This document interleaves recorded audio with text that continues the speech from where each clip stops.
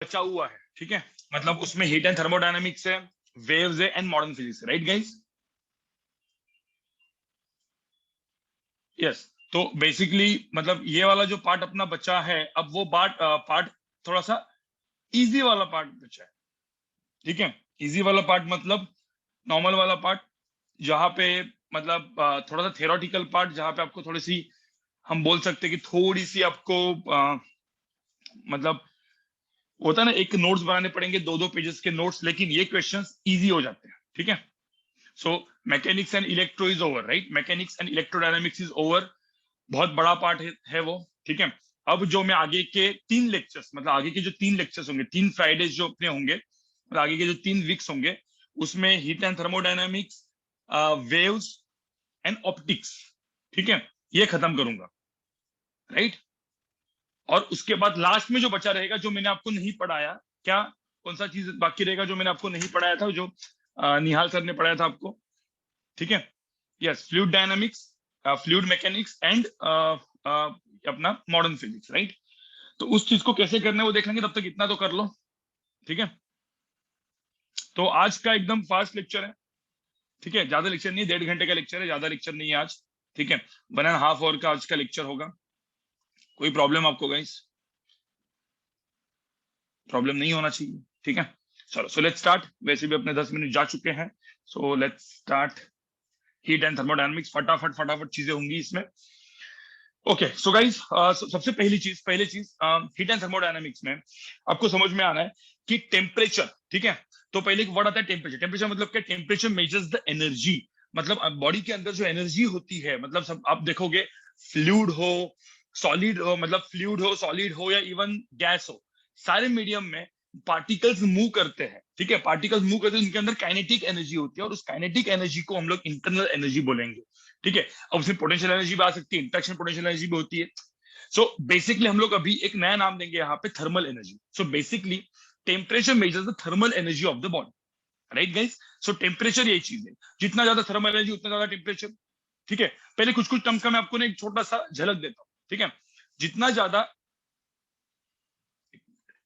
थोड़ा सा अभी दिख रहा है प्रॉपर अभी भी? हाँ, तो जितना ज्यादा टेम्परेचर उतनी ज्यादा एनर्जी, ये सब कुछ आपको पता है। सो बेसिकली यहाँ पे कुछ कुछ वर्ड्स आने वाले हैं, थर्मल एनर्जी, हीट, टेम्परेचर, इसलिए heat, temperature, calorimetry, specific capacities, thermodynamics, processes, ये सारे वर्ड्स आने वाले हैं, ठीक है। तो वन बाय वन हम लोग फटाफट फटाफट वन चैप्टर वाइज इसको खत्म कर लेते हैं, ठीक है। तो सबसे पहली चीज होती है गाइस कैलोरीमेट्री, ठीक है। कैलोरीमेट्री मतलब मैंने क्या किया है, मैंने बेसिकली यहाँ पे आपको होता है, कैलोरीमेट्री में 2 चीजें होती है, आपको 2 फॉर्मूला होते हैं। Delta Q is equal to, ठीक है, एम एस डेल्टा टी। इसको हम लोग क्या बोलते हैं guys? M S delta T. S को हम लोग क्या बोलते हैं? स्पेसिफिक हीट कैपेसिटी, ठीक है। तो स्पेसिफिक हीट कैपेसिटी, ठीक है। और एक और फॉर्मूला होता है delta Q, that is heat. अब यहाँ पे ध्यान में रखना, ये इसको हम लोग बोलेंगे हीट। अब हीट मतलब एनर्जी, बेसिकली एनर्जी प्रोवाइडेड। ध्यान में रखना, कभी भी कोई भी एनर्जी ट्रांसफर हो रही है तो उसको हम लोग हीट बोलते हैं। तो यहाँ पे हीट वर्ड आ गया, यहाँ पे भी हीट वर्ड आ गया। Heat is equal to M L. अब कुछ क्वेश्चंस तो इसी के ऊपर आते हैं डायरेक्टली, और एल को हम लोग बोलते हैं लेटेंट हीट, ठीक है। अब लेटेंट हीट, अब ये और ये कब यूज किया जाता है, एकदम सिंपल सा मैं एग्जांपल देता हूं आपको। ये और ये कब यूज किया जाता है, दोनों फॉर्मूले, ठीक है। ये यूज किया जाता है, जैसे मैंने बोला आपको, एक मैंने लेट्स से कॉपर, मैंने आपको एक कॉपर या पेन है, राइट, ठीक है, ऐसा पकड़ लेते हैं, ये पेन जो एल्यूमिनियम का। अब मैंने बोला इस पेन को हीट करो, ठीक है, तो मुझे इसका क्या बढ़ेगा? टेम्परेचर बढ़ेगा, ठीक है। अब कितना टेम्परेचर बढ़ेगा ये निकालना है, तो ये फॉर्मूला लगाना पड़ेगा, ठीक है। तो मतलब मैंने कुछ हीट दे दी, ये मास ऑफ द पेन होगा, एस मतलब specific heat of this material, ठीक है, अलग अलग मटेरियल की अलग अलग होगी, तो मुझे मिलेगा चेंज इन टेम्परेचर। सिंपल सी बात है, ठीक है। तो ये वाला फॉर्मूला निकालना पड़ेगा। अब ऐसा पकड़ लेते हो जैसे कि मतलब मैं एक एग्जांपल और देता हूं, जैसे वाटर, ठीक है। वाटर का बॉइलिंग पॉइंट है 100 डिग्री। अब वाटर बॉइलिंग पॉइंट तक पहुंच चुका है, मतलब वाटर अभी 100 डिग्री तक पहुंच चुका है, ठीक है। अब मैंने हीट दिया तो क्या होगा? वाटर क्या होगा? बॉइलिंग होना स्टार्ट होगा। मतलब वाटर का क्या चेंज हो रहा है? वाटर से वेपर फेस चेंज हो रहा है। अब आपको सबको पता है कि when face changes temperature remains constant, सबको पता है। वाटर टू जब वेपर होता है, वाटर टू गैस में कन्वर्ट होता है तो टेम्परेचर रिमेन्स कांस्टेंट। तो मुझे तो टेम्परेचर सपोज कांस्टेंट है तो डेल्टा टी तो होगा नहीं, डेल्टा टी तो जीरो होगा, तो ये फॉर्मूला लगेगा नहीं। तो कौन सा फॉर्मूला लगेगा? ml। तो इसका एक वर्ड होता है लेटेंट हीट ऑफ वेपराइजेशन, मतलब वाटर टू वेपर में कन्वर्ट हो रहा है या फ्लूइड लिक्विड टू वेपर में कन्वर्ट हो रहा है तो लेटेंट हीट ऑफ वेपराइजेशन होगा। एंड कभी कभी लेटेंट हीट ऑफ फ्यूजन, मतलब क्या, अब आइस से सॉलिड से लिक्विड में कन्वर्ट होगा तो लेटेंट हीट ऑफ फ्यूजन होगा। ठीक है गाइस, तो ये वाला जो चीज होता है ये फॉर्मूला हम लोग यूज करेंगे फेज चेंज में। फेज चेंज, अब फेज चेंज 3 फेजेस होते हैं, सॉलिड लिक्विड गैस, कहीं पे भी हो सकता है, तो 2 बार सॉलिड टू लिक्विड और लिक्विड टू वेपर। लेकिन ध्यान में रखना there is no change in temperature, तो यहाँ पे कोई भी चेंज टेम्परेचर नहीं होता व्हेन फेज चेंजेस। ठीक है, और ये कब यूज करेगा? Same phase.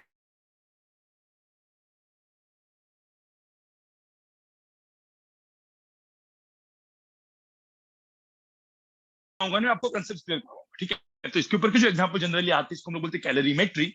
और कैलोरीमेट्री के जो एग्जांपल्स आते हैं, लैग हो रहा है क्या? एक मिनट देखने तो, नहीं सही है, थोड़ा सा लैग है क्या? ठीक है, ठीक है।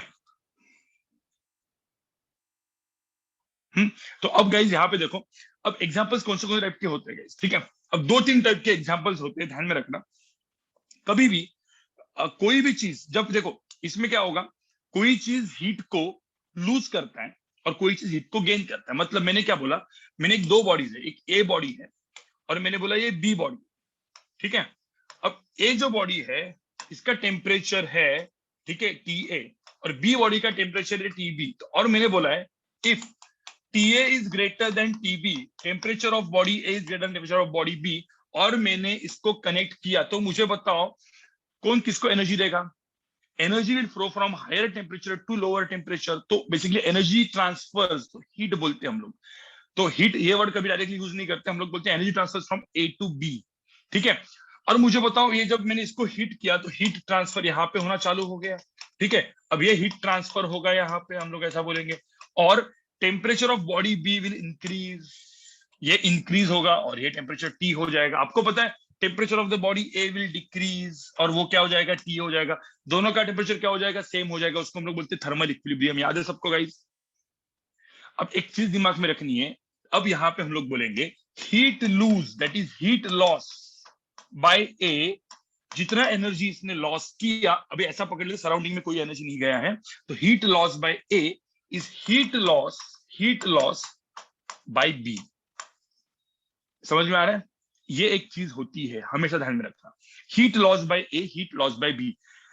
अब मुझे होता सबको गाइस, सबको एक आइडिया है कि, मुझे एक बात बताओ, कोई भी चीज को पॉजिटिव लिखना है, ठीक है, तो heat loss by A is equal to heat gain by B. ठीक है, तो एक सबको मुझे पहले एक बात बताओ, इसको लिखने के पहले मैं और एक इसमें स्लाइड ऐड कर देता हूं। ठीक है, मुझे एक चीज और बतानी थी। ठीक है, सब लोग यहाँ पे देखो, मैं इसमें एक स्लाइड और ऐड कर देता हूँ। मुझे बताओ, सपोज मुझे ना हर एक चीज को पॉजिटिव लिखना है, मतलब मैग्नीट्यूड लिखना है। ठीक है, तो आप लोग को पता है डेल्टा टी जो होता है, डेल्टा टी क्या होता है जनरली? डेल्टा टी क्या होना चाहिए? Final temperature minus initial temperature, final minus initial temperature ना। ठीक है, अब मुझे तो सपोज मुझे पॉजिटिव लिखना है, मैंने केस ए ली। ठीक है, ये केस ए में if final temperature is greater then initial temperature, तो मुझे तो डेल्टा टी का मैग्नीट्यूड में क्या लिखूंगा? T final minus T initial लिखूंगा कि नहीं, बताओ मुझे। ठीक है, और केस बी ऐसे हो सकती है, suppose initial temperature is greater then final temperature, तो मुझे तो डेल्टा टी का मैग्नीट्यूड क्या होगा, मतलब पॉजिटिव वैल्यू क्या लिखूंगा मैं? इसमें भी delta T final minus initial नहीं, इनिशियल माइनस फाइनल लिखूंगा मैं। समझ में आ रहा है क्या? समझ में आ रहा है क्या? अब ध्यान में रखना, कभी भी एक चीज दिमाग में रखना, एक बॉडी है, ये बॉडी है, अब ये हीट लॉस कर रहा है, हीट लूज कर रहा है, हीट लॉस हो रहा है। तो मुझे बताओ हीट लॉस में इसका टेम्परेचर टी इनिशियल रहेगा, तो जो फाइनल टेम्परेचर जाएगा वो बड़ा रहेगा कि कम रहेगा? तो जब देखो बॉडी का टेम्परेचर इनिशियल है, अब उसने हीट लूज किया तो इसका टेम्परेचर कम होने वाला है, इसका टेम्परेचर कम होके फाइनल टेम्परेचर क्या होगा? तो गाइस ध्यान में रखना है, यहाँ पे T initial should be greater than T final. तो मुझे तो यहाँ पे डेल्टा क्यू लिखना है मुझे, तो मैं क्या लिखूंगा? M S delta T. Delta T में क्या लिखूंगा मैं? T initial minus T final लिखूंगा कि नहीं, बताओ मुझे। तो हीट लॉस के केस में ये लिख देंगे।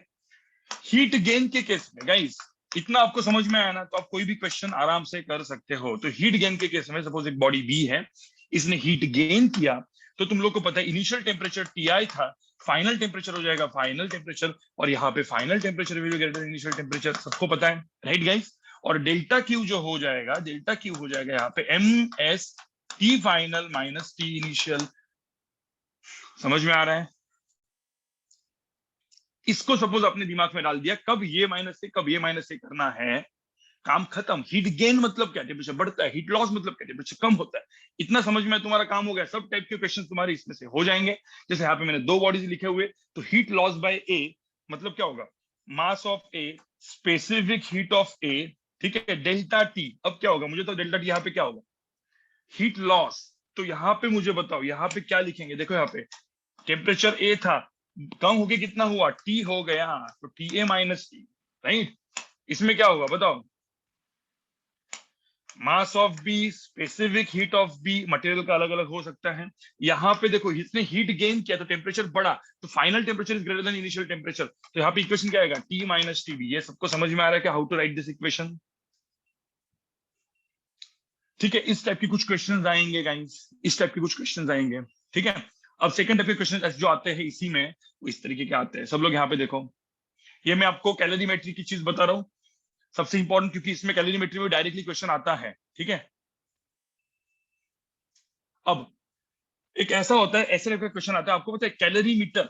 कैलोरीमीटर एक डिवाइस होता है, ध्यान में रखना, वो कॉपर का होगा, एल्यूमिनियम का होगा, कहीं पे भी हो सकता है अपने, वो तो क्या है, वो थेरोटिकल पार्ट है, वो आप पढ़ लेना। ठीक है, वो कैसे बनता है उसका, ये सब कुछ थेरोटिकल पार्ट है। अब एक कैलोरीमीटर है, ठीक है, सपोज मैं पकड़ता हूँ एक कॉपर का है, ऐसी, मतलब कोई भी एक वेसल है, पकड़ लेते जो कॉपर का है, उसके अंदर मैंने बोला वाटर, वाटर, ठीक है, अब यहाँ पे है water,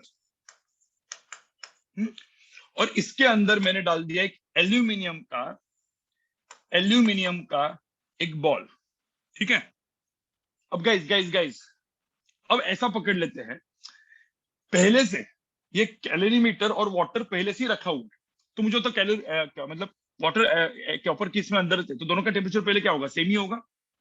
so initial temperature of copper is initial temperature of water, बराबर गाइस? ठीक है, सो इनिशियल टेम्परेचर, दोनों का इनिशियल टेम्परेचर क्या होगा, सेम होगा।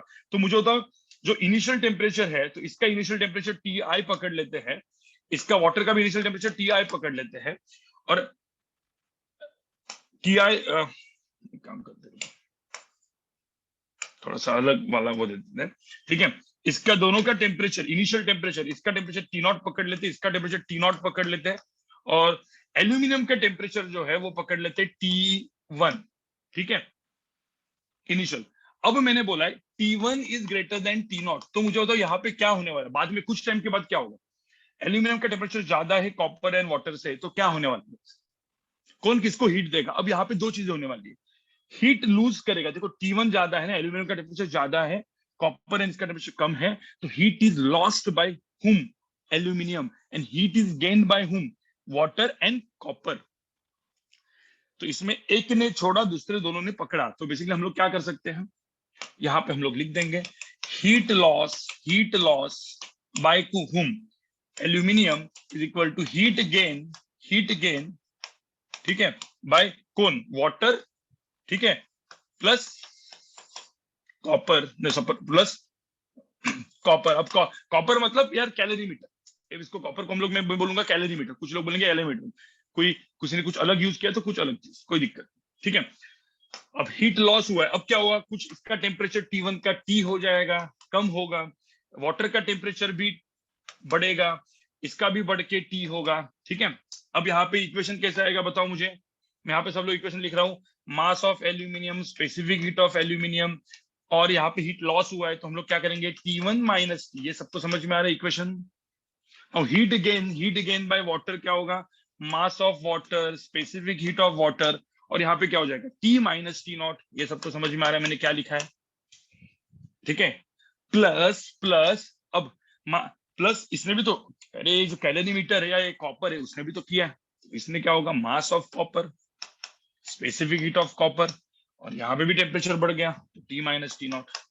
अब एक और चीज समझ में आनी चाहिए आपको, गाइज कभी कभी क्या होता है ना, कभी कभी एक टर्म दिया रहता है वाटर इक्विवेलेंट ऑफ ये चीज। तो what is water equivalent? Water equivalent का मतलब क्या होता है कि ये चीज दी नहीं रहेगी, मतलब जो कैलोरीमीटर जो है ना, या ये जो कॉपर का जो वेसल है, उसका मास नहीं दिया रहेगा, उसका स्पेसिफिक हीट नहीं दिया रहेगा, बोला जाएगा कि वाटर इक्विवेलेंट ऑफ कॉपर। ठीक है, सो वाटर इक्विवेलेंट, तो यहाँ पे कभी कभी दिया जाता है वाटर इक्विवेलेंट। तो इसका मतलब क्या होता है पता है? वाटर इक्विवेलेंट का मतलब क्या होता है? वाटर इक्विवेलेंट इज लेट्स से एम नॉट। तो इसका मतलब, ठीक है, water equivalent is am not, मतलब कुछ मास दिया रहेगा। ऐसा बोलेगा कि water equivalent of the calorimeter is 100 gram, 100 gram is the mass of water. अब मतलब इसका मतलब क्या है कि ये जो पूरा टर्म है ना, mass of copper, specific heat of copper, उसको सीधा लिखने का am not into specific heat of water, काम खत्म। मतलब इसके जगह हम लोग सीधा जो एम नॉट दिया रहेगा ना, into specific heat of water यहाँ पे डाल दो, तुम्हारा आंसर हो गया। तो इस टाइप के कुछ क्वेश्चन होते हैं। ठीक है, अब कुछ कुछ टाइप के क्वेश्चन इसमें कैसे आते हैं कि मतलब मैंने मास दे दिया, मैंने आइस दे दिया, तो ऐसा बोला जाएगा कि फाइंड द फाइनल कंपोजिशन। ठीक है, तो ऐसा बोला जाएगा कि मतलब बेसिकली मैंने यहाँ पे एक वाटर दिया है और वाटर के अंदर मैंने आइस डाल दिया है। अब ये आइस है, ये वाटर है, find the final composition. Final composition क्या होगा? ठीक है, अब फाइनल कंपोजिशन ये वाले जो क्वेश्चन होते हैं ना गाइस, इसमें एक चीज ध्यान में रखने की, कोई मुझे बताओ, सिंपल सी बात है ना, आइस का टेम्परेचर कम होगा, वाटर का टेम्परेचर ज्यादा होगा, तो वाटर आइस को हीट देगा, मतलब एनर्जी देगा। आइस क्या हो सकता है? देखो, आइस का ऐसा भी हो सकता है कि आइस 0 डिग्री पे रखा है तो आइस मेल्ट होगा। अब इसमें ना बहुत सारे वेरिएशन बनते हैं। कभी कभी क्या होता है पता है, वाटर का टेम्परेचर इतना ज्यादा है, आइस का टेम्परेचर 0 है, आइस बहुत कम है, तो पूरा का पूरा आइस मेल्ट हो सकता है वाटर में। ठीक है, और फाइनल कंपोजिशन वाटर वाटर रहेगा, मतलब पूरा वाटर बनेगा। कभी कभी क्या होता है कि ये वाटर के वजह से इसने हीट दी, वो सफिशिएंट नहीं है पूरा आइस मेल्ट करने को, तो कुछ part of the ice melt हो जाएगा, तो वाटर थोड़ा सा बढ़ेगा और आइस कम हो जाएगा, और दोनों 0 डिग्री पे रहेंगे। तो there are basically multiple multiple क्या पॉसिबिलिटीज यहाँ पे, बस आपको थोड़ा सा प्री चेक करना पड़ता है। ठीक है, इस तरह के क्वेश्चन हमने करवाए थे। ठीक है, ऐसे क्वेश्चन आएंगे, मतलब शैतान सर आपको करवाएंगे तो आपको समझ में आ जाएगा। ठीक है, तो जब क्वेश्चंस करेंगे तो आपको समझ में आएगा there are like multiple possibilities here. समझ में आ रहा है सबको गाइस? इतना समझ में आ रहा है? ठीक है, तो ये होता है मेरा कैलोरीमेट्री। कैलोरीमेट्री में इस टाइप के क्वेश्चन आते हैं। उसके बाद कैलोरीमेट्री के होने के बाद एक और चीज होती है गाइस, जिसको हम लोग बोलते हैं guys thermal expansion. Now what is thermal expansion? Thermal expansion दो तीन टाइप का चीज होता है। ठीक है, अब जो भी चीज कुछ कुछ मिस करेगा ध्रुव, ये मैं कंसेप्ट नहीं कर रहा हूँ, वाटर इक्विवेलेंट वीडियो है, वापस देख लेना थोड़ा सा, जो जो तुमको नहीं समझ में आ रहा है गूगल कर लेना। ठीक है, ये मैं वापस एक्सप्लेन नहीं करूंगा। ठीक है, तो अब यहाँ पे देखो गाइस, यहाँ पे देख लो, अब हम लोग देखते हैं थर्मल एक्सपांशन। थर्मल एक्सपांशन मतलब क्या होता है कि there are 3 types of thermal expansion. ठीक है, एक मतलब लीनियर, मतलब क्या होता है लेंथ को, तो मैंने क्या किया, एक लेंथ ली। ठीक है, एक मैंने कोई भी रॉड ले लिया, उसको हीट दे दिया तो एक्सपांड करेगा, सिंपल सी बात है। तो वो एक्सपांशन जो होगा, मतलब मैंने हीट दी तो चीजें एक्सपांड करती है। तो थर्मल एक्सपांशन में ये कुछ चीजें आपको दिमाग में रखनी है। ठीक है, अब कौन सी चीजें दिमाग में रखनी है मैं यहाँ पे आपको बता रहा हूँ। लेंथ, ठीक है, final length, initial length 1 plus alpha delta T, where alpha is all coefficient of, क्या बोलते हैं इसको, इसको हम लोग क्या बोलते हैं, कोएफिशिएंट ऑफ लीनियर एक्सपांशन। ठीक है, फिर उसके बाद कोई बोलेगा सर एरिया, मतलब मैंने सब डिस्क ले लिया, रिंग ले लिया, उसको बढ़ाया मैंने। ठीक है, तो बेसिकली एरियल एक्सपांशन। ठीक है, इसको बोलते हैं superficial expansion. So final area is initial area 1 plus gamma delta, sorry 1 plus beta delta T. अब गाइस ध्यान में रखना, आपने एक चीज डेरिवेशन में देखी होगी। ठीक है, बीटा को हम लोग, suppose if it is an isotropic, एक आइसोट्रोपिक मटेरियल होगा, तो we can simply write beta is equal to 2 alpha. याद है आइसोट्रोपिक मतलब क्या? सपोज एक स्क्वायर है, स्क्वायर को हीट करते हैं तो स्क्वायर हिसाब से बढ़ता है। अब तो मतलब जो हीट करने के बाद जो भी बनेगा वो स्क्वायर ही बनेगा, क्योंकि along X axis and along Y axis दोनों एक ही, मतलब सेम चीज से, सेम मतलब सेम, क्या बोलते हैं, सेम टाइप पे वो एक्सपांड होगा। ठीक है, सेम टाइप पे एक्सपांड होगा, मतलब सपोज एक along X axis delta x expand हुआ, तो अलोंग वाई एक्सिस भी डेल्टा एक्स ही एक्सपांड होगा, तो सेम रेट से बेसिकली एक्सपांड होगा। मतलब बीटा इज इक्वल टू क्या हो जाएगा, 2 अल्फा, तो उसको बोलते हैं आइसोट्रोपिक, इक्वली। ठीक है, बट नहीं हुआ तो फिर क्या करेंगे, दो डायमेंशन है ना, तो फिर एक डायमेंशन में मैंने अल्फा 1 से एक्सपांड हुआ, दूसरे में अल्फा 2 से एक्सपांड हुआ, तो beta is equal to alpha. इसको ये जो मटेरियल होता है वो आइसोट्रोपिक होता है, ठीक है, नॉन आइसोट्रोपिक होता है, ठीक है। Similarly volume expansion, volume initial 1 plus gamma delta T, ठीक है। सेम चीज यहाँ पे भी होगा guys, gamma is equal to 3 alpha होगा, गैमा को 3 अल्फा लिख सकते हैं कब, फॉर आइसोट्रोपिक। बट नहीं होगा तो गैमा को हम लोग क्या लिख सकते हैं, alpha 1 plus alpha 2 plus alpha 3, ठीक है। कुछ लोग पता है अल्फा 1 प्लस अल्फा 2 को, इन दोनों को हम बीटा भी लिख सकते हैं, तो बीटा प्लस अल्फा भी लिख सकते हैं, there are various ways we can write it, ठीक है। अब ये तीन तो एकदम बहुत काम की चीजें हैं जो मैंने आपको यहाँ पे लीनियर थर्मल एक्सपांशन में बताई। चौथा जो होता है, ठीक है, वो होता है basically guys density. So density final is density initial 1 minus gamma delta, ठीक है। अब ये यहाँ पे मैंने डेंसिटी लिखा है, तो मुझे तो कौन से डेंसिटीज और आ सकते हैं, ये वॉल्यूम डेंसिटी, तो मुझे तो कौन से डेंसिटीज और आ सकते हैं, अरे लैम्बडा मतलब लीनियर डेंसिटी, सिग्मा मतलब सरफेस मास डेंसिटी, तो एरियल डेंसिटी, तो लैम्बडा भी आ सकता है यहाँ पे, ठीक है। बस अल्फा की जगह तो यहाँ पे 1 माइनस का सिंबल रखना, बस गैमा की जगह वहां पे लीनियर डेंसिटी में अल्फा आ जाएगा, सुपरफिशियल डेंसिटी में मतलब एरियल डेंसिटी में बीटा आ जाएगा, राइट गाइस। तो डेंसिटी के तीन फॉर्म मैं लिखूंगा नहीं, आपको समझ में आ चुका होगा जो मैं क्या बोल रहा हूँ, ठीक है। ये तीन चीजें, ये चार चीजें बहुत ही इंपॉर्टेंट है, ठीक है, ये बहुत ही इंपॉर्टेंट है थर्मल एक्सपांशन में।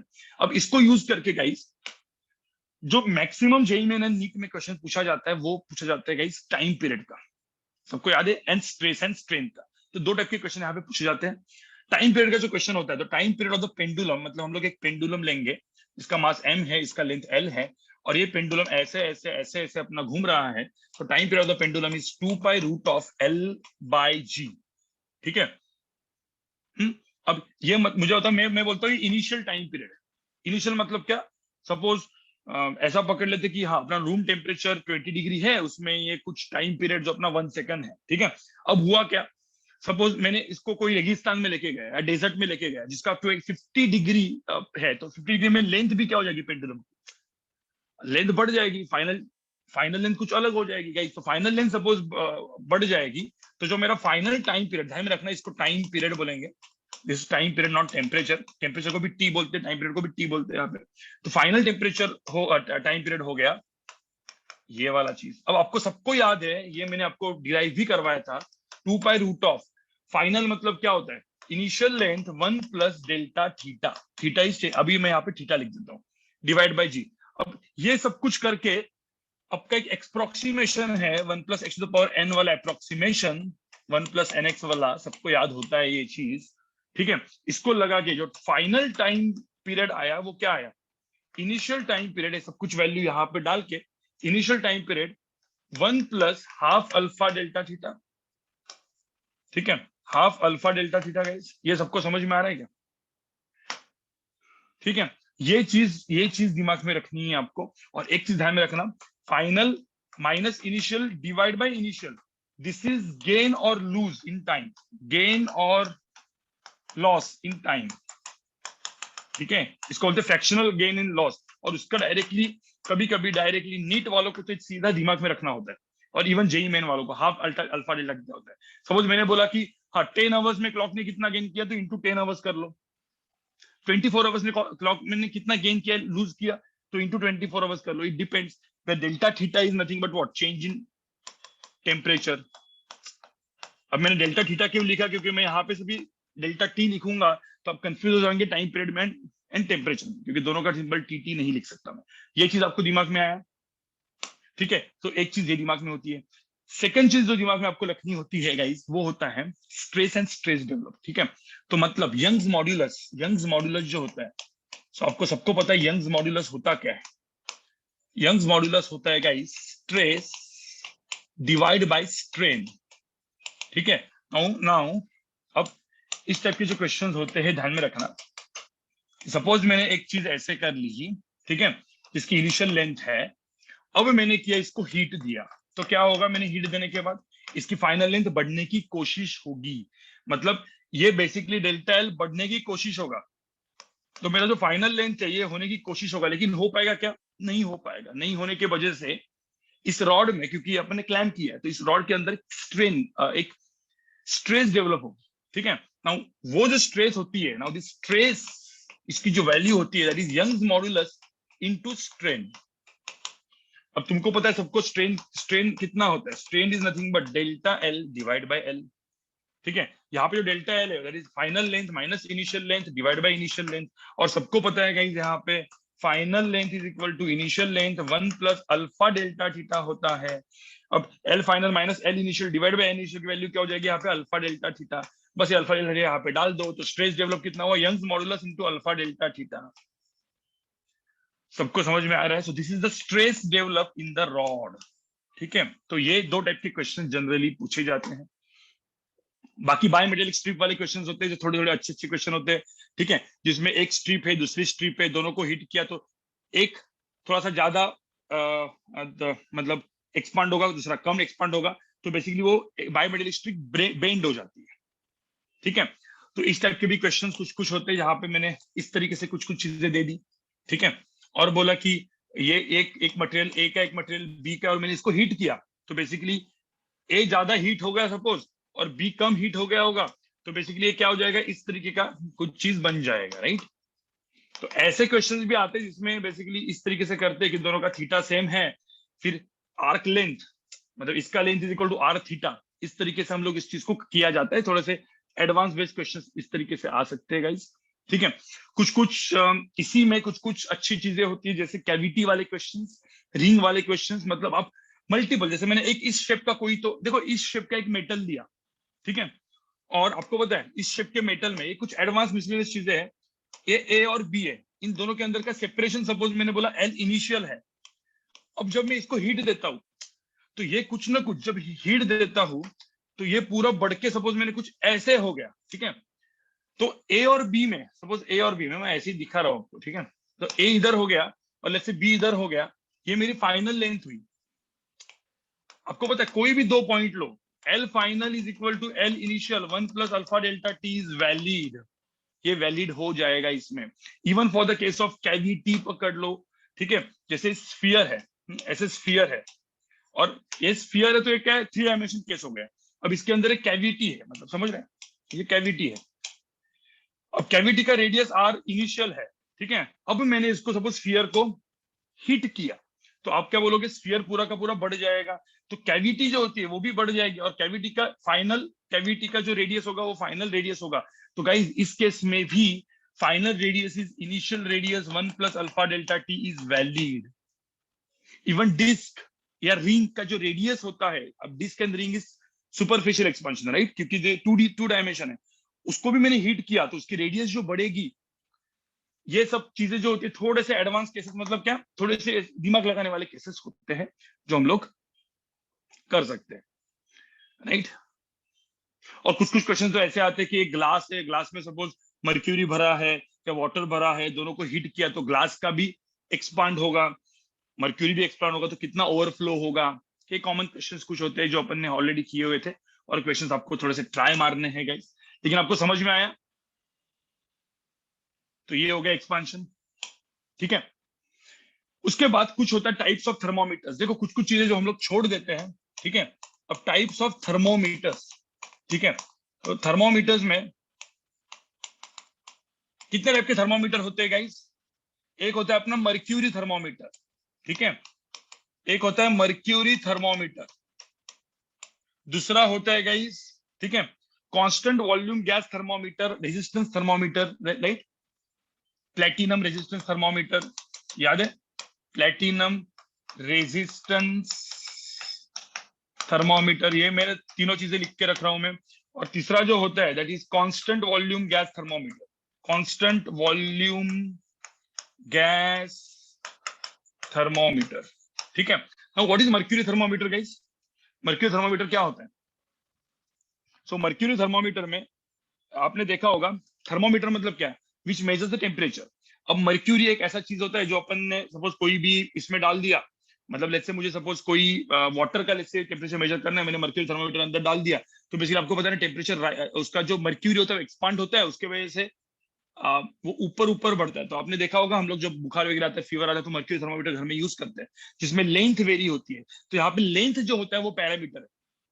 सो लेंथ पैरामीटर को हम लोग यूज करते हैं। तो लेंथ पैरामीटर को यूज करेंगे तो कोई भी टेम्परेचर, तो आपको ध्यान में रखना दो चीजें हमेशा इंपॉर्टेंट होती है, ठीक है। कोई भी चीज, कोई भी थर्मोमीटर में स्टीम पॉइंट मतलब 100 डिग्री, आइस पॉइंट मतलब 0 डिग्री, सबको पता है स्टीम पॉइंट आइस पॉइंट। तो steam point and ice point की लेंथ दी जाएगी आपको, ठीक है। तो ध्यान में रखना कोई भी टेम्परेचर मुझे मेजर करना है, कोई भी टेम्परेचर बॉडी का मुझे मेजर करना है थीटा, तो length at that particular theta minus length at 0 degree, length at 100 minus length at 0 degree into 100, ये फॉर्मूला होता है, ठीक है। मतलब वो मर्क्यूरी थर्मोमीटर दिया रहेगा ना, देखो ध्यान में रखना, सपोज एक मर्क्यूरी थर्मोमीटर है, let's say this my mercury thermometer. अब ये मर्क्यूरी थर्मोमीटर में लेंथ एट 0 डिग्री सपोज कुछ है एल नॉट जो दी रहेगी, लेंथ एट 100 डिग्री भी आपको दी रहेगी, ठीक है। और बोला कि ये सपोज एक कोई वाटर में या कोई एक फ्लूइड में डुबाया है थर्मोमीटर को, और बोला एक लेंथ अपन ने मेजर की, तो बताओ उसका करस्पॉन्डिंग टेम्परेचर कितना होगा। तो वो जो करस्पॉन्डिंग लेंथ मतलब length at any temperature theta, ये जो एल थीटा है वो इधर पुट करो इस फॉर्मूला से, आपको वो करस्पॉन्डिंग टेम्परेचर मिल जाएगा। कभी कभी टेम्परेचर दिया रहेगा, लेंथ पूछते हैं, कुछ भी पूछ सकते हैं। तो अब ये था थर्मोमीटर जिसमें length is the parameter which we use, length of the mercury column we use, right.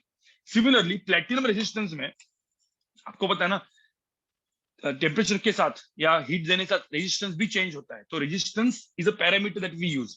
So basically temperature जो होता है दैट इज थीटा, अब ये क्या हो जाता है, resistance at that particular theta minus R naught divide by R 100 minus R naught into 100, this is the formula that we use, ठीक है। सो यहाँ पे resistance as a parameter we use, directly सीधा याद रखने का, ठीक है।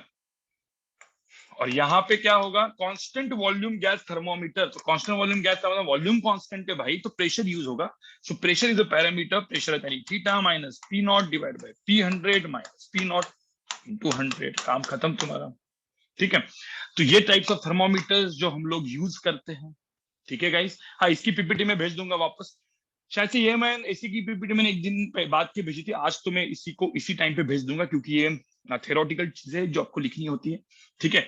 चलो, तो ये एक पार्ट हो गया, ठीक है।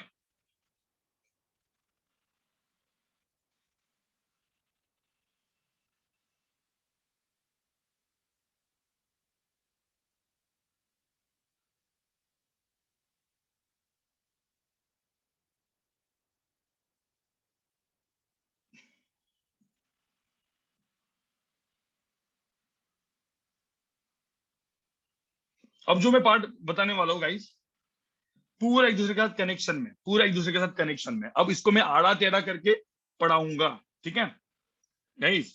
नेक्स्ट आधे घंटे में ये पार्ट खत्म हो जाएगा, ठीक है। नेक्स्ट आधे घंटे में ये पार्ट खत्म हो जाएगा, लेकिन इसको आड़ा टेढ़ा करके अपन पढ़ाएंगे, ठीक है गाइस। मतलब क्या, ये चीज भी मतलब इतनी ही चीज है जो आपको यूज करनी होती है, ठीक है। एक मिनट हो।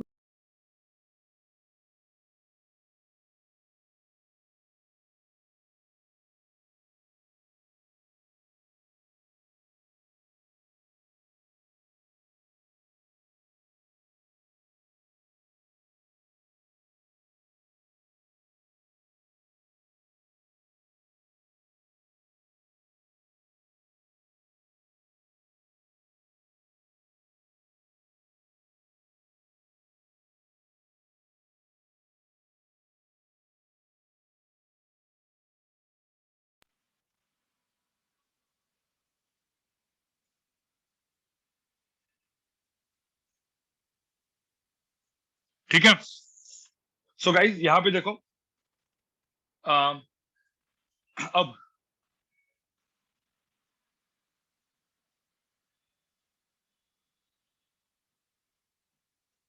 अब मैं जो यहाँ पे बोलने वाला हूँ, टोटल केटीजी एंड थर्मोडायनामिक्स दोनों का कॉम्बिनेशन। तो अब से हम लोग क्या करेंगे, केटीजी प्लस थर्मो, इन पूरा का पूरा कॉम्बिनेशन हम लोग देखेंगे, kinetic theory of gases and thermodynamics, ठीक है। तो सबसे पहली चीज, काइनेटिक थ्योरी ऑफ गैसेस में मैंने कुछ कुछ चीजें आपको याद रखने के लिए बोली थी, ठीक है। वो सारी चीजें मैं यहाँ पे लिख के देता हूँ, ध्यान में रखना। दो टाइप के गैस होते हैं, ideal gas and real gas. सबको पता है आइडियल गैस क्या होता है। आइडियल गैस मतलब भाई उसके बहुत सारे एजम्पशन से पता है। आइडियल गैस मतलब इसके अंदर कोई भी इंटरेक्शन नहीं है, दो इसकी साइज बहुत छोटी है, सब दूर दूर है, ठीक है। मतलब यहाँ पे पोटेंशियल एनर्जी मतलब इंटरेक्शन पोटेंशियल एनर्जी लेते नहीं है, सिर्फ काइनेटिक एनर्जी लेते हैं। तो हम लोग जब बोलेंगे ना गैस का थर्मल एनर्जी, मतलब गैस की काइनेटिक एनर्जी, बस उसमें कोई ग्रेविटी का इफेक्ट नहीं है, ठीक है। जो भी कोलिजन्स होंगे, मतलब जैसे कि सपोज इस पूरे अंदर एक गैस भरा है, ठीक है, ये पूरा कंटेनर इसके अंदर गैस भरा है, तो ध्यान में रखना जो भी कोलिजन्स होंगे वो सारे इलास्टिक होंगे, ये सब कुछ चीजें, ठीक है।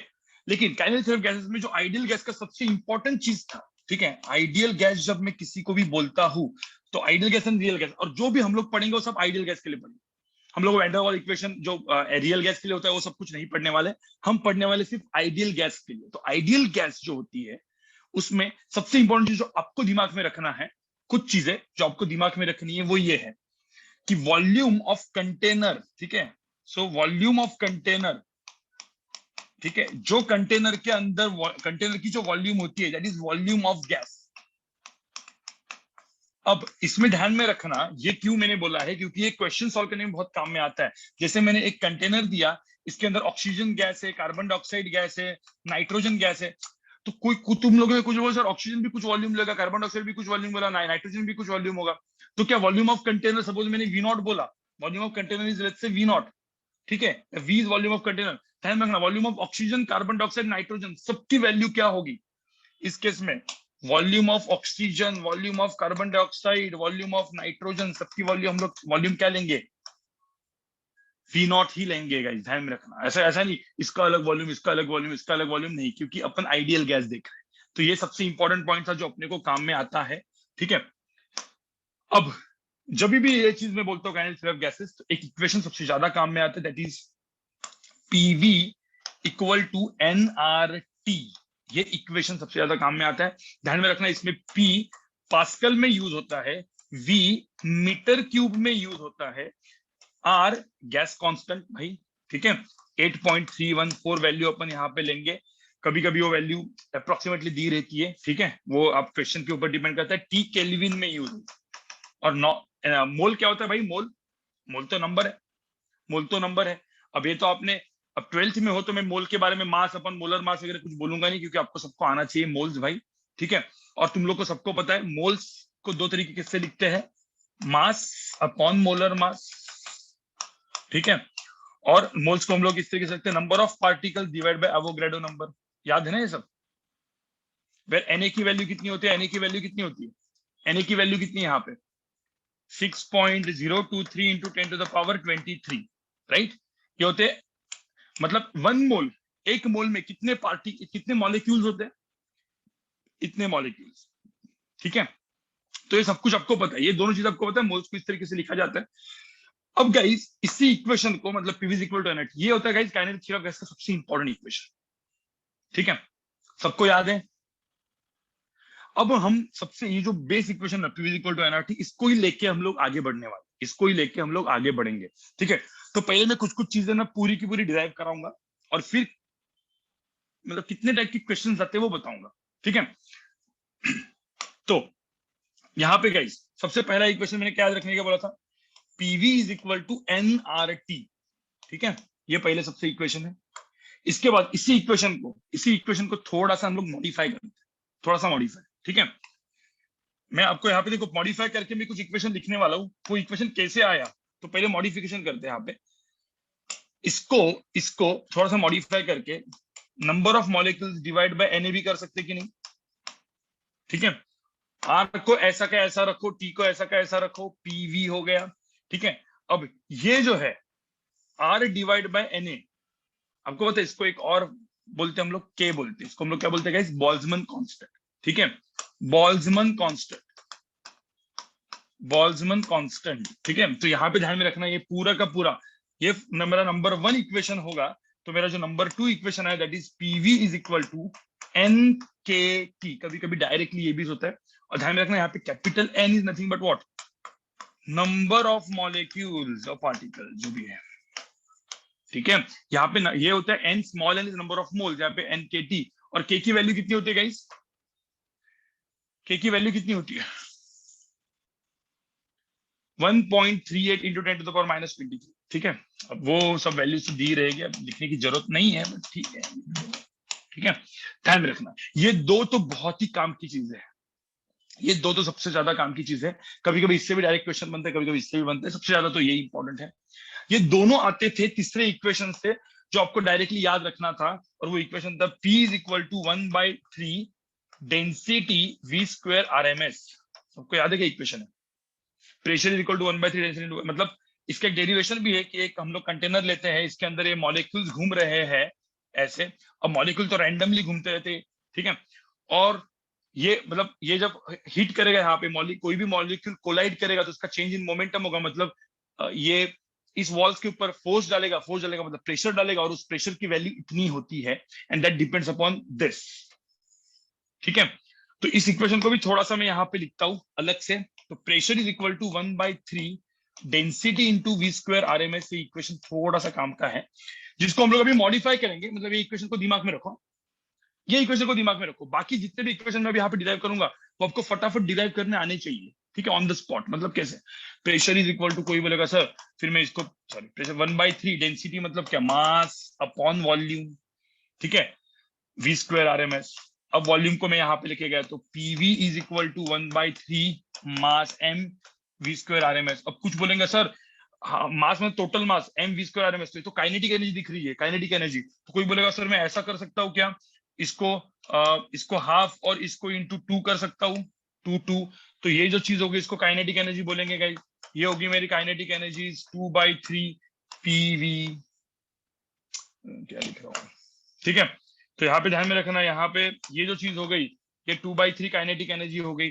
अब गाइस यहाँ पे देखो ना, ये हो गया 3/2 PV is equal to kinetic energy, अब आपको पता है PV इज इक्वल टू क्या होता है, PV इज इक्वल टू क्या होता है, PV इज इक्वल टू क्या होता है, NRT, तो आपको पता है काइनेटिक एनर्जी, यहाँ पे मेरी काइनेटिक एनर्जी आई गाइस 3/2 PV और 3/2 NRT, क्योंकि PV is equal to NRT दिमाग में रखना ही है, और हम बाद में जाके ये डिस्कस करने वाले हैं, मैंने आपको क्या बोला, यहाँ पे कोई भी पोटेंशियल एनर्जी होती नहीं है, so basically internal energy of the gas is nothing but thermal energy of the gas which is equal to nothing but kinetic energy, and आप देखोगे बाद में, अभी मैं जस्ट बताऊंगा बाद में, मतलब हमने पढ़ा है, रिवीजन है, तो इसलिए आपको पता है ना कि किसकी एनर्जी होती है, मोनो एटोमिक मॉलिक्यूल्स होते हैं ना, मोनो एटोमिक मॉलिक्यूल्स की इंटरनल एनर्जी इतनी लिखते हैं हम लोग, मतलब थोड़ा सा बाद में मतलब बताऊंगा मैं, लेकिन ये for this is for mono atomic, और आप देखोगे जब मैं इसका डेरिवेशन करता था, तो डेरिवेशन करते वक्त हमने एक ही मॉलिक्यूल, यहाँ पे डायटोमिक नहीं लिया था, मोनोएटोमिक मॉलिक्यूल ही कोलाइड कर रहा है, तो इसकी डिग्री ऑफ फ्रीडम हम लोग 3 लिए थे, अब बताऊंगा मैं फटाफट डिग्री ऑफ फ्रीडम वगैरह क्या होता है, लेकिन इतना सब थोड़ा सा समझ में आए, इस तरीके से कुछ कुछ चीजें होती है, तो आपको कभी भी तीन ही इक्वेशन दिमाग में रखने हैं, ये तीन, PV is equal to NRT, PV is equal to capital NKT, and P is equal to 1/3 density V square RMS, दिमाग में रहा, ठीक है, ये आपने पढ़ा, ये अभी दिमाग में रखो, इसको लेके हम लोग आगे बढ़ेंगे, और ये सब कुछ तो उसका ही डेरिवेशन था, मैंने आपको बताया। अब सबसे इंपॉर्टेंट चीज गाइस होती है, ये होने के बाद तीन चीजें, तीन फॉर्मूले जो आपको और याद रखने हैं, ठीक है, VRMS, ठीक है, VRMS का पहले तो आपको दिमाग में रखना है, व्हाट इज VRMS, VRMS का मतलब होता है गाइस, ठीक है, V1 square plus V2 square, क्योंकि देखो रैंडमली कोई भी गैस के मॉलिक्यूल्स रैंडमली मूव कर रहे हैं, ब्राउनियन मोशन हो रहा है उसका, ठीक है, तो उसको इस तरीके से ऐड करने का, divide by let's say plus, जैसे मतलब n पार्टिकल्स, तो डिवाइड बाय n, ये हो जाएगा मेरा VRMS। किसी बोला सर V मीन क्या है, अब V मीन क्या होता है, V1 plus V2 plus V3 plus dot dot dot divide by n। किसी ने बोला सर एवरेज वेलोसिटी क्या है, तो एवरेज वेलोसिटी क्या होगा, V1 vector plus V2 vector plus dot dot dot divide by n। ध्यान में रखना कोई भी गैस की एवरेज वेलोसिटी कितनी होती है, मैं आपको ना कुछ कुछ यहाँ पे बोलता हूँ, ठीक है, ध्यान में रखना, VRMS की वैल्यू आइडियल गैस के लिए होती है √3RT divide by molecular weight, ध्यान में रखना, ठीक है गाइस। और कुछ कुछ लोग बोलेंगे सर ये फॉर्मूला, एक और फॉर्मूला होता है, मतलब दो फॉर्मूला होते हैं, मैं काम करता हूँ दोनों फॉर्मूला यहाँ पे लिख के रखता हूँ। VRMS की वैल्यू होती है गाइस √3P बाय डेंसिटी, ये होती है। अब कोई बोलेगा सर P बाय डेंसिटी का मतलब ये RT बाय m नॉट होता है, तुम कैलकुलेट करोगे ना, तो यहाँ पे ध्यान में रखना PV is equal to mass upon molecular weight into RT होता है। अब मास अपॉन वॉल्यूम क्या होता है, डेंसिटी, तो P बाय डेंसिटी की वैल्यू क्या होगी, RT बाय m नॉट होगी ना, तो इसलिए तो ये आया, ठीक है, तो ये दोनों चीजें हैंडी रखो, केमिस्ट्री में भी की होगी लेकिन हैंडी रखो, और ध्यान में रखना इससे PV is equal to NRT, तो हमेशा आपके बैक ऑफ द माइंड में कहीं ना कहीं पे PV is equal to NRT equation हमेशा रखना है आपको, क्योंकि आपकी जिंदगी बचाने वाला हीट एंड थर्मो में, ठीक है गाइस। फिर उसके बाद व्हाट इज मोस्ट प्रोबेबल, नहीं what is average speed, what is mean speed? Mean speed की वैल्यू कितनी थी? अंडर रूट ऑफ क्या? 8RT/πm0, बराबर। और मोस्ट प्रोबेबल स्पीड जो एक्चुअली ग्राफ से भी आता है, लेकिन आपको ये वो करना है, अंडर रूट ऑफ 2RT/m0। और ध्यान में रखना VRMS is greater then this, इस तरीके से चलता रहता है गाइस। तो ये चीज आपको थोड़ी सी काइनेटिक थ्योरी ऑफ गैसेस में आपको याद रखनी होती है, ठीक है। क्लिक हो गया सबको गाइस? क्लिक हो गया? Kinetic theory of gases click हो गया सबको? ठीक है। अब गाइस होता क्या पता है, किस टाइप के क्वेश्चंस बनते हैं, क्योंकि ये सारे क्वेश्चन थर्मोडायनामिक्स में भी वैसे के वैसे ही काम में आने वाले, सब कुछ सेम, कुछ फर्क नहीं आने वाला। तो मैं 2-3 टाइप के क्वेश्चन यहाँ पे बताता हूँ, बाद में तो पूरे के पूरे सब जगह पे इसी टाइप के क्वेश्चन आने वाले हैं। मतलब आप यहाँ पे पढ़ो या बाद में पढ़ो, क्योंकि केटीजी काइनेटिक थर्मोडायनामिक्स सब साथ में ही चलता है गाइस, ठीक है। तो मैं आपको थोड़ा सा बताता हूँ, मतलब थोड़ा सा आपको वो हो जाएगा, क्लियर हो जाएगा। तो मैं सारे टाइप के क्वेश्चन यहाँ पे एक ही जगह बताता हूँ मैं। कुछ टाइप के क्वेश्चन देखो, ध्यान में रखना गाइस। पहले देखो, एक गैस है, इस सपोज एक कंटेनर में भरा है, ठीक है। हम लोग क्या बोलेंगे? कंटेनर में भरा है, तो उसको हम लोग क्या बोलते हैं? थर्मोडायनामिक स्टेट, ठीक है। Thermodynamic state of the gas. And any thermodynamic state is defined by कितने पैरामीटर्स बताओ मुझे? प्रेशर, वॉल्यूम, टेम्परेचर, क्योंकि PV is equal to NRT में फॉर दैट पर्टिकुलर गैस, ठीक है। मोल्स तो कांस्टेंट हो जाएंगे, क्योंकि हम लोग गैस को लीक नहीं कर रहे, गैस उतना ही है, तो मोल्स तो वही है, गैस कांस्टेंट तो गैस कांस्टेंट है, तो PV is equal to NRT में पीवीटी। सो बेसिकली ध्यान में रखना, any thermodynamic state P initial, V initial and T initial, ठीक है। अब इस थर्मोडायनामिक स्टेट को मैं हीट दूंगा, कुछ तो करूंगा, और ये स्टेट बदल गई और ये बन गई P final, V final, T final. अब गाइस ध्यान में रखना एक चीज, ये जो यहां से हो गया ना, ठीक है, ये जो यहां से हो गया काइनेटिक थ्योरी ऑफ गैसेस में, ठीक है, काइनेटिक थ्योरी ऑफ गैसेस में 2-3 लॉज आए थे। आपको पता है कौन से लॉज थे वो? कौन से लॉज थे? कुछ कोई बोलता sir Boyle's law. Boyle's law मतलब क्या? Temperature constant. Sir temperature constant हो गया, अरे PV is equal to NRT में टेम्परेचर कांस्टेंट हो गया, तो P1 V1 is equal to P2 V2। तो गाइस मतलब कोई बोलेगा सर ये बॉयल्स लॉ क्या है? तो बॉयल्स लॉ सिंपल है, टी कांस्टेंट। अब टी कांस्टेंट तो आपको क्या याद रखना बताएं? मैंने आपको बैक ऑफ द माइंड में क्या रखने का मतलब, PV is equal to NRT, equation बाजू में रखो, टी कांस्टेंट हो गया तो पीवी कांस्टेंट हो गया। सो पीवी कांस्टेंट हो गया, तो पीवी कांस्टेंट मतलब क्या? P1 V1 equal to P2 V2, काम खत्म, ठीक है। कोई बोलेगा सर चार्ल्स लॉ और गे लुकस लॉ, तो वो क्या है? चार्ल्स लॉ क्या होता है? एक जगह पे चार्ल्स लॉ के 2 लॉज होते हैं ना, मतलब चार्ल्स लॉ के 2 लॉ, मतलब एक्सरॉ में चार्ल्स लॉ के 2 लॉ दिए है, किसने कुछ कुछ बोले तो गे लुकस लॉ। तो जो भी है, इन शॉर्ट, अब टी कांस्टेंट है, अब टी कांस्टेंट है तो पीवी कांस्टेंट हो गया। अब मुझे तो वी कांस्टेंट होगा, वी कांस्टेंट होगा तो क्या हो जाएगा? P is proportional to T हो जाएगा वी कांस्टेंट में। अरे कोई वॉल्यूम कांस्टेंट हो जाएगा तो पी प्रोपोर्शनल टू टी हो जाएगा भाई, ये अभी बचपन में पढ़ा है ना। तो हम क्या बोलेंगे भाई? P1/T1 is equal to P2/T2। कुछ फर्क है क्या? कोई बोलेगा सर वी कांस्टेंट नहीं, पी कांस्टेंट। कोई बोलेगा सर पी कांस्टेंट है, प्रेशर कांस्टेंट है। अब प्रेशर कांस्टेंट है तो volume is proportional to temperature हो जाएगा, मतलब V बाई टी कांस्टेंट हो जाएगा। मतलब क्या? V1/T1 equal to V2/T2, right. अब कोई बोलेगा सर ना प्रेशर ना वॉल्यूम ना टेम्परेचर कोई कांस्टेंट नहीं है, तो मोल्स कांस्टेंट है, नो नथिंग इज कांस्टेंट। तो यहाँ पे क्या करेंगे? Moles constant, N constant, mole constant. Mole constant जब होगा तो P1 V1 by T1 equal to P2 V2 by T2। ये भी कभी कभी काम में आ जाएगा, ठीक है। कोई बोलते हैं sir Dalton's law of partial pressure क्या है? Dalton's law of partial pressure भी एकदम इजी होता है गाइस। वो क्या होता है? मतलब मैंने इस रूम में ऑक्सीजन भरा, नाइट्रोजन भरा, कार्बन डाइऑक्साइड भरा, तो प्रेशर सबके वजह से आएगा। तो नेट प्रेशर क्या होगा? Pressure due to oxygen plus carbon dioxide पर नाइट्रोजन प्लस, और मतलब सबके प्रेशर ऐड करते जाओ तो मेरा वो नेट प्रेशर बन जाएगा, ठीक है गाइस। ये सब कुछ लॉस थे, लेकिन ये सब कुछ जो चीजें होती है थर्मोडायनामिक्स में वैसे का वैसे ही काम में आता है गाइस, ठीक है। अब ध्यान में रखना, एक जगह से मतलब एक स्टेट से, एक स्टेट 1 से स्टेट 2 में हम इस चीज को लेके गए, इसको ही हम लोग बोलते हैं guys thermodynamics process, thermo process. पूरा का पूरा नहीं करो, थर्मोडायनामिक्स प्रोसेस, इसको हम लोग क्या बोलेंगे? एक स्टेट से दूसरे स्टेट में जब हम लोग इसको लेके जाते हैं, इसको हम लोग बोलते हैं थर्मोडायनामिक प्रोसेस। अब मैं आपको बताता हूँ क्या क्या चीजें होती है। उसके पहले छोटा सा मैं आपको ये बता देता हूँ, ठीक है। छोटा सा मैं आपको, एक मिनट मुझे उधर हो रहा है क्या? ठीक है, सही हो रहा है, क्योंकि मुझे मतलब मेरा आज एम था कि 1.5 घंटे मुझे पूरा थर्मोडायनामिक्स खत्म करना है, जो हो जाएगा।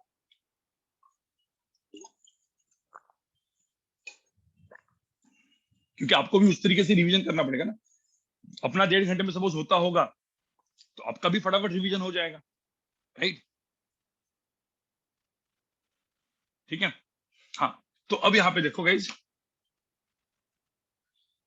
अब अब पहले मैं ना कुछ एनर्जी करता हूँ, ठीक है, कुछ एनर्जी वाला चीज।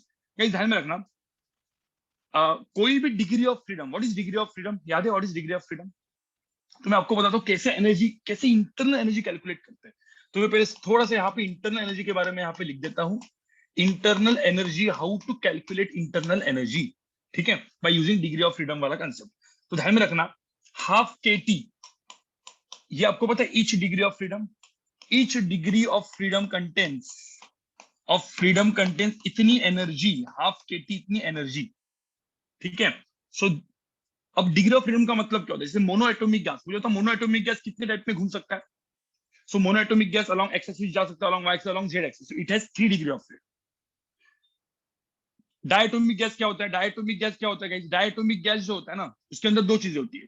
Diatomic gas X Y Z तो घूम ही सकता है, प्लस वो रोटेट भी कर सकता है, ठीक है। तो अलोंग 2 एक्सिस वो रोटेट कर सकता है, तो इसके अंदर 5 डिग्री ऑफ फ्रीडम होता है, ट्रांसलेशन एंड रोटेशन दोनों।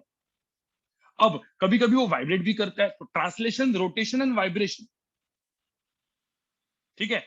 तो उसकी डिग्री ऑफ फ्रीडम बढ़ गए गाइस, ठीक है, वाइब्रेट के और ज्यादा हो गए। फिर पॉलीएटॉमिक गैस, पॉलीएटॉमिक गैस के क्या हो सकते हैं? पॉलीएटॉमिक में तो 3 एटम्स हो सकते हैं, 4 एटम्स हो सकते हैं, तो उसको एवरेज हम लोग 6 डिग्री ऑफ फ्रीडम लेते हैं, एवरेज हम लोग 6 लेते हैं, ठीक है। बट वो डिपेंड करता है, वो लीनियर है, नॉन लीनियर है, वाइब्रेट हो रहा है, नहीं हो रहा है, सबके ऊपर, लेकिन हम लोग एवरेज उसको 6 मान लेते हैं, ठीक है। तो now degree of freedom we will call degree of freedom as F, ठीक है। F is a degree of freedom. एक मिनट, एक काम करते हैं, एक मिनट, डिग्री ऑफ फ्रीडम को हम लोग यहाँ पे लिख देते हैं एफ। तो मुझे बताओ, ये each molecule, this for each molecule, तो मुझे बताओ पूरा एन मॉलिक्यूल्स के लिए कितना होगा? फॉर एन मॉलिक्यूल्स, ये मैंने आपको बोला था, for an molecules N K T, तो half into N K T. N into के क्या होता है? नंबर ऑफ मॉलिक्यूल्स क्या होते हैं? स्मॉल एन, ठीक है। इधर स्मॉल एन आ जाएगा, मतलब मोल्स आ जाएगा, इंटू एन ए। तो यहाँ पे आपको ध्यान में रखना है। और for F degree of freedom, F by 2 हो जाएगा, और ये पूरा का पूरा हम लोग लिखेंगे F by 2 small N into R into T लिख सकते हैं हम लोग। So this is the energy का डेरिवेशन। अब आपको ये डेरिवेशन छोड़ दो, आपको डायरेक्टली याद रखना है, एनर्जी जो होती है, इंटरनल एनर्जी जो होती है कोई भी गैस की, वो हो जाती है F by 2 small N R T, where N is moles. ध्यान में रखना, always capital N is number of molecules. Total energy यहाँ पे लिखता हूं मैं, this is the total energy for all, total energy of all the molecules and all the degree of freedom, मतलब तभी तो ये आएगा, ठीक है। अब एक चीज दिमाग में रखना, फॉर मोनो एटोमिक एफ की वैल्यू कितनी थी? एफ की वैल्यू कितनी थी फॉर मोनो एटोमिक? 3 थी, ठीक है। डायएटोमिक एफ की वैल्यू कितनी है? डायएटोमिक, इसमें वाइब्रेशन और उसको लेके करेंगे 5, ठीक है। वाइब्रेशन लेंगे तो वाइब्रेशन विथ वाइब्रेशन थोड़ा सा और हो जाएगा, 5 प्लस एक्स हो जाएगा, इट डिपेंड्स, मतलब 7, ठीक है। तो 2 डिग्री ऑफ वाइब्रेशन हम लोग लेते हैं, 2 डिग्री ऑफ फ्रीडम और हम लोग ऐड करते हैं, बट मैं एक्स करता हूँ। पॉलीएटोमिक के लिए क्या होता है? डिपेंड, वो लीनियर है, नॉन लीनियर है, जैसे CO2 लीनियर है तो उसका अलग होगा, कुछ नॉन लीनियर होगा उसका अलग होगा, क्योंकि फिर उसका रोटेशन एक्सिस भी चेंज हो जाएगा, ठीक है। तो एफ एवरेज लेते हैं अपन, एवरेज की वैल्यू कितनी लेते हैं गाइस? कितनी लेते हैं? 6, ठीक है। तो पॉलीएटॉमिक जनरली मेंशन किया जाएगा बेसिकली जेई के पेपर में, नीट के पेपर में, अभी के लिए इतना ध्यान में रखना, ठीक है। So this is the energy, inter energy, that's how we calculate from the degree of freedom. ये अलग से अपना डेरिवेशन था, इसको मैं बाद में जोड़ने वाला हूँ थर्मोडायनामिक्स के साथ, ठीक है। So let's start guys, laws of thermodynamics. मुझे पता फर्स्ट लॉ क्या था, सॉरी जीरोथ लॉ क्या था, पहले मुझे था जीरोथ लॉ क्या था। लॉज ऑफ थर्मोडायनामिक्स करके लिखता हूं मैं यहाँ पे, laws of thermo, zeroth law क्या था? बहुत बकवास था, ठीक है। तो लॉज ऑफ थर्मोडायनामिक्स में जीरोथ लॉ तो बहुत बकवास था। ए और बी थर्मल इक्विलिब्रियम में, बी और सी थर्मल इक्विलिब्रियम में, तो ए और सी भी थर्मल इक्विलिब्रियम में होगा, लिखने की जरूरत नहीं है, ठीक है। चाहिए तो आप ऐसा लिख के लग सकते हो, zeroth law. What is zeroth law? A B thermal equilibrium, B C thermal equilibrium, that means A और सी थर्मल इक्विलिब्रियम। अब मुझे बताओ यहाँ पे ये कुछ लिखने की आपको जरूरत है, यहाँ पे भी सिर्फ इतना लिख लो थर्मल इक्विलिब्रियम, क्योंकि आपको बाद में जाके रिवीजन करना है। तो ए भी थर्मल इक्विलिब्रियम में होगा, बीसी होगा तो एसी भी होगा, ठीक है। अब यहाँ पे लिखता हूँ सीधा फर्स्ट लॉ, क्योंकि वो बहुत ही इंपॉर्टेंट है, फर्स्ट एंड सेकंड लॉ दोनों। फर्स्ट लॉ में ध्यान रखना, व्हाट इज फर्स्ट लॉ मतलब कोई भी गैस है यहाँ पे भरा हुआ, उसको मैंने हीट दिया, मतलब मैंने एनर्जी दिया। अब मैंने यहाँ पे एनर्जी दिया, तो एनर्जी दिया, तो अब मैंने इस गैस के अंदर एनर्जी दिया, तो गैस का खुद का इंटरनल एनर्जी बढ़ेगा, बढ़ सकता है, ठीक है। और गैस कुछ वर्क भी करेगा, ठीक है, डेल्टा डब्ल्यू, सॉरी क्या, इसका इंटरनल एनर्जी बढ़ेगा या कुछ वर्क भी करेगा। तो ये था बेसिकली क्या, एकदम सिंपल यार, एनर्जी वाला, एनर्जी दिया, हीट एनर्जी दिया, इंटर एनर्जी बढ़ा और वर्क भी किया। तो ये, और डिफरेंशियल फॉर्म लिखना है, डिफरेंशियल फॉर्म भी बहुत इंपॉर्टेंट है। तो this my differential form D U plus D W, दोनों फॉर्म बहुत काम के भाई। अब तुमको ध्यान में रखना, मतलब एक चीज, अब एक इक्वेशन आप लेके चल रहे हो हमेशा माइंड में, कौन सा इक्वेशन लेके चल रहे हो बताओ मुझे, PV is equal to NRT, ये इक्वेशन आप लेके चल रहे हो। अब ध्यान में रखना, थोड़ा सा डेरिवेटिव आपने पढ़ा होगा ना, तो PV is equal to NRT का डिफरेंशियल फॉर्म भी लेके चल दिमाग में, दोनों फॉर्म, ठीक है। कोई बोल सकता है, मतलब इसके साथ साथ ये जो दो इक्वेशंस के साथ साथ ना, एक PV is equal to NRT का डिफरेंशियल फॉर्म कौन सा होगा, इसको डेरिवेटिव करो तो क्या आएगा, पी को डेरिवेटिव करेंगे तो क्या आएगा, डीपी वी कांस्टेंट, अरे यूवी रूल लगाओ ना, इसका डेरिवेटिव डीपी वी कांस्टेंट, फिर इसका डेरिवेटिव डीवी पी कांस्टेंट, और एनआर तो कांस्टेंट है ही, तो एनआर डीटी। आपको समझ में आ रहा है, this is the differential form. ये आपको सबको समझ में आ रहा है क्या, P DP V plus DV P NR DT, ठीक है। ये और ये दोनों चीजें ना दिमाग में भर, मतलब दिमाग में डाल के रखो, ये दोनों चीजें दिमाग में आप डाल के रखो कि कोई भी चीज ऐसी आपकी हो जाएगी, ऐसी, ठीक है। अब मैं क्या करता हूँ, तीनों तीन, ये जो दोनों एक, ये जो दो तीनों तीन जो यहाँ पे टर्म्स है ना, ये टर्म्स पहले मैं आपको यहाँ पे लिख के देता हूँ, ठीक है। मैं यहाँ पे लिखता हूँ आगे के पेज में, सबको समझ में आया, मैं भेज दूंगा, पीपीटी भेज दूंगा तो आपको समझ में आ जाए, ठीक है। अब कैसे करना है मैं आपको बताता हूँ, कैसे पूरा थर्मोडायनामिक्स को मैप करना है विद इन 10 to 15 मिनट्स में, कैसे पूरा का पूरा क्लिक होना चाहिए आपको, मैं आपको वो बताऊंगा, ठीक है। अब यहाँ पे ध्यान में रखना, ऑलवेज रिमेंबर, पहला इक्वेशन अपना कौन सा, PV is equal to NRT equation, पहले एकदम दिमाग में रखो, और इसका डिफरेंशियल फॉर्म फटाफट, DPV plus DVP equal to NR DT, ये आपको दिमाग में हो गया। चलो, मतलब एक काम अपना हो गया, मतलब हमेशा एक दिमाग में रखने का, ठीक है। मतलब ये डेरिवेटिव है, ठीक है, वो कौन सा वाला फॉर्म, वो मतलब आप डीपी बाय कोई भी अलग वेरिएबल है, DP by D X into V plus DV by D X, वो भी लिखा नहीं है मैंने, ये अलग अलग फॉर्म अपन ने देखे थे, तो ये एक आपने फॉर्म दिख दिया। अब मुझे होता है यहाँ पे कांस्टेंट प्रेशर होगा, प्रेशर कांस्टेंट होगा, तो क्या जीरो हो जाएगी बताओ मुझे, कांस्टेंट प्रेशर में इसका डेरिवेटिव फॉर्म में डीपी की वैल्यू क्या हो जाएगी फॉर कांस्टेंट प्रेशर, डीपी की वैल्यू जीरो हो जाएगी, तो इसका आंसर क्या होगा, डीवीपी इज इक्वल टू एनआरडीटी हो जाएगा। हाँ, कांस्टेंट वॉल्यूम में क्या जीरो होगा, कांस्टेंट वॉल्यूम में, कांस्टेंट वॉल्यूम में डीवी जीरो हो जाएगा, तो डीपीवी एनआरडीटी हो जाएगा, ठीक है। तो अलग अलग चीज आपको समझ में आया ना, मतलब कैसे यूज होगा, ठीक है, कोई दिक्कत नहीं, ये हो गया। सेकंड फॉर्म मैंने क्या बोला था, दो form, delta Q is equal to delta U plus delta W, कुछ लोग यहाँ पे ना डेल्टा यूज नहीं करते, मैं कर लेता हूँ, D Q is equal to D U plus D W.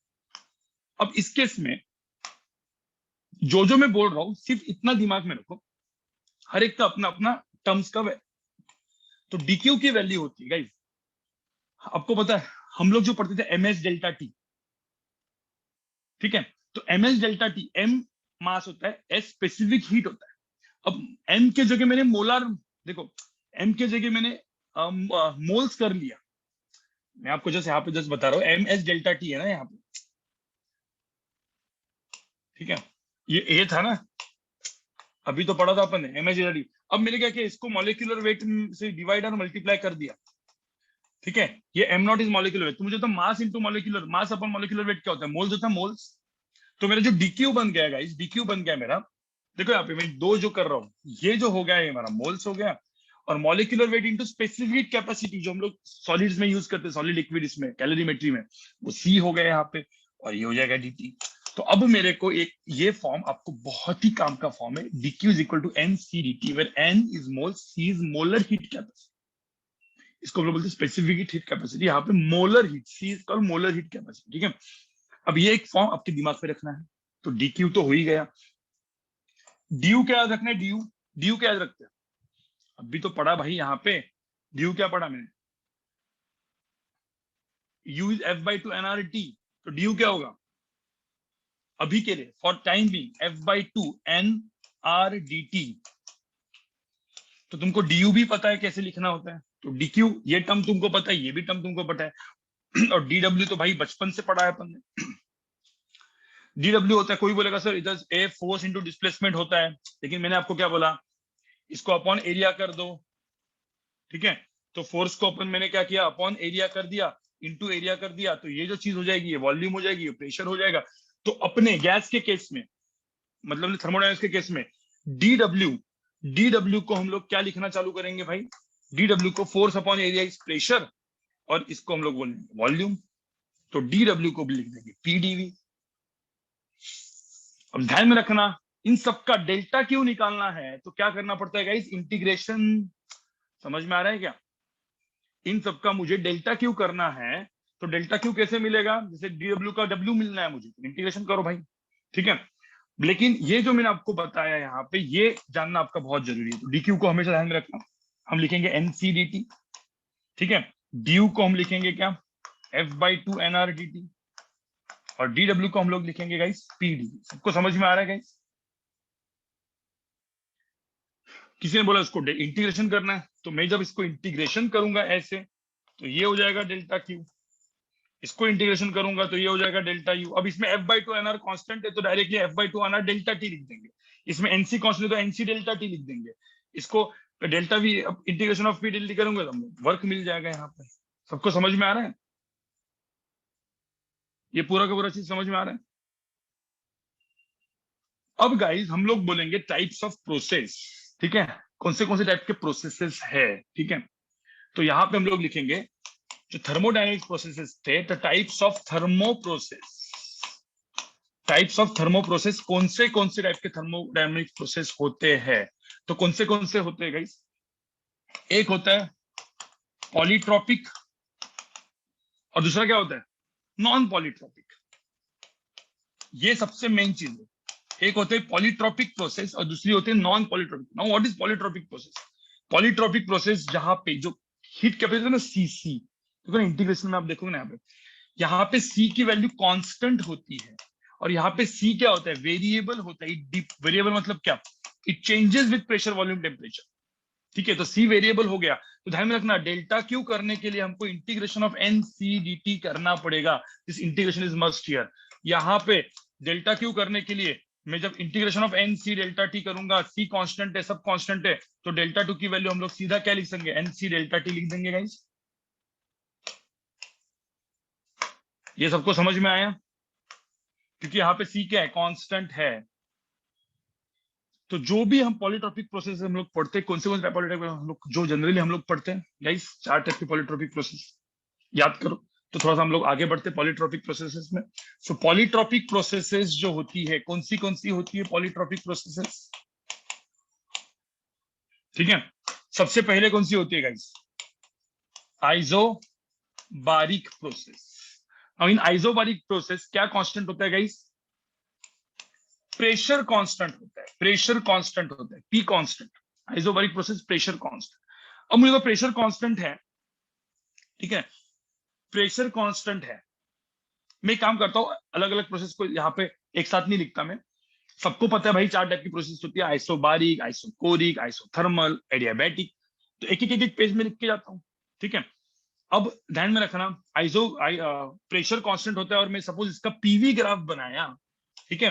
अब ध्यान में रखना, इसको हम लोग बोलते हैं इंडिकेटर डायग्राम। इसको बोलते हैं हम लोग इंडिकेटर डायग्राम, आईडी। आईडी मतलब क्या, इंडिकेटर, क्या आपको समझ में आना चाहिए ना, डायग्राम, ठीक है। सो एक मिनट, सो इंडिकेटर डायग्राम, इंडिकेटर डायग्राम में क्या है, मतलब मैंने एक स्टेट से, एक प्रोसेस को इस स्टेट से दूसरे स्टेट पे मैं लेके गया, ठीक है। तो ये जो डायग्राम होती है वो इंडिकेटर डायग्राम होती है। इस केस में इंडिकेटर डायग्राम मतलब प्रेशर कांस्टेंट है, तो मैं ऐसा पकड़ लेता हूँ कि यहाँ पे इसका जो प्रेशर है, ठीक है, और यहाँ पे, तो प्रेशर कांस्टेंट मतलब ये वाली जो प्रोसेस होगी that is called polytropic process. समझ में आ रहा है? जहां पे हम लोग क्या यहाँ पे बोलेंगे, ये V1 वॉल्यूम है, ये इसका V2 वॉल्यूम है, या V इनिशियल है, ये V फाइनल है गाइस। ठीक है, यहाँ पे देखो प्रेशर क्या हो गया, कांस्टेंट हो गया, प्रेशर हो गया सपोज P नॉट। मुझे बताओ ये वाली पॉलीट्रॉपिक है क्या? कोई बोलेगा सर ऐसा वाला। तो मुझे बताओ ये आइसोबैरिक प्रोसेस है क्या? देखो इनिशियल फाइनल प्रेशर सेम है, लेकिन ऐसे जा रहा है, तो क्या ये है? नहीं है गाइस, ये नहीं है, ध्यान में रखना। सो this is not the isobaric process. Work done यहाँ पे कितना होगा? What is work done? ध्यान में रखना, पीवी ग्राफ में work done is area under the curve. तो ये वाला तो पॉलीट्रॉपिक प्रोसेस है नहीं। यहाँ पे जो वर्क डन होता है that is area under the PV graph. तो यहाँ पे area under the PV graph क्या होगा? P not V1 V final minus V initial यहाँ पे कर सकते हैं। या कुछ लोग ये हम लोग बोलेंगे एरिया मेथड से आया। कोई बोलेगा सर वर्क डन मुझे निकालना है, तो इंटीग्रेशन ऑफ पी डीवी से भी तो कर सकते हैं, V इनिशियल V फाइनल। अब यहाँ पे P कांस्टेंट है, P बाहर निकल गया, तो यहाँ पे भी P into V F minus V initial आया। समझ में आ रहा है? तो वर्क डन तो यहाँ पे निकाल सकते हैं हम लोग। गाइस यहाँ पे वर्क डन निकाल दिया। अब जो डेल्टा क्यू है, ठीक है, अब आपको सबको पता है इस केस में जो dq मैंने लिखा था, dq is equal to N C D T. इस केस में अब इस c को हम लोग बोलेंगे molar heat capacity at constant pressure. तो c यहाँ पे क्या हो जाएगा गाइस? cp हो जाएगा। ठीक है, यहाँ पे ये चीज cp हो जाएगी, ध्यान में रखना। ठीक है, अब मुझे बताओ ये दोनों चीजें, दोनों एक्सप्रेशन को अपन यूज करेंगे हमेशा। क्या याद रखना है मुझे बताओ? ठीक है, तो ये चीज आपको हमेशा दिमाग में रखनी है। मैंने आपको हमेशा दो इक्वेशन याद रखने के लिए बोले थे। कौन से दो इक्वेशन याद रखने के बोले थे बताओ? PV is equal to NRT. तुमको क्या बोला था मैंने? हमेशा ये दो इक्वेशन याद रखो। ये वाला PV is equal to NRT और उसका डिफरेंशियल इक्वेशन, ये इक्वेशन याद रखो। और ये पूरा जो मैंने यहाँ पे लिखा है ना, और second law of thermo first law of thermodynamics के ये दोनों चीजें याद में रखो। अब दोनों चीजें मैं याद में रखता हूँ, फटाफट यहाँ पे देखो। dq इज इक्वल टू हो जाएगा du प्लस dw। dq की वैल्यू यहाँ पे डालेंगे हम लोग ncp dt। अब du जो है, ठीक है, इसके पहले मुझे ना आइसोबारिक के पहले आइसोकोरिक बता देता हूँ एक बार आपको। ठीक है, सब लोग यहाँ पे देखो, यहाँ पे मैं आइसोकोरिक प्रोसेस भी आपको एक बता देता हूँ। आइसोकोरिक प्रोसेस क्या होती है गाइस? जिसमें क्या कांस्टेंट होता है? V constant, volume constant. अब मुझे तो जब वॉल्यूम कांस्टेंट है तो पीवी ग्राफ कैसे दिखेगा? वॉल्यूम कांस्टेंट में पीवी ग्राफ कैसे दिखेगा? ठीक है, पीवी ग्राफ में सपोज ये मेरा इनिशियल है, ये मेरा फाइनल है, और मैं सपोज ऐसे आ रहा हूँ या ऊपर भी जा रहा हूँ। इस केस में वॉल्यूम कांस्टेंट है, वॉल्यूम कांस्टेंट है। तो मुझे तो यहाँ पे कोई भी एरिया है क्या?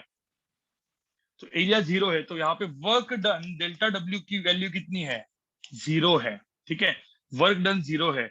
तो अब मुझे बताओ यहाँ पे मैं जब लगाऊंगा तो डेल्टा क्यू या डी क्यू मेरा हो जाएगा गाइस।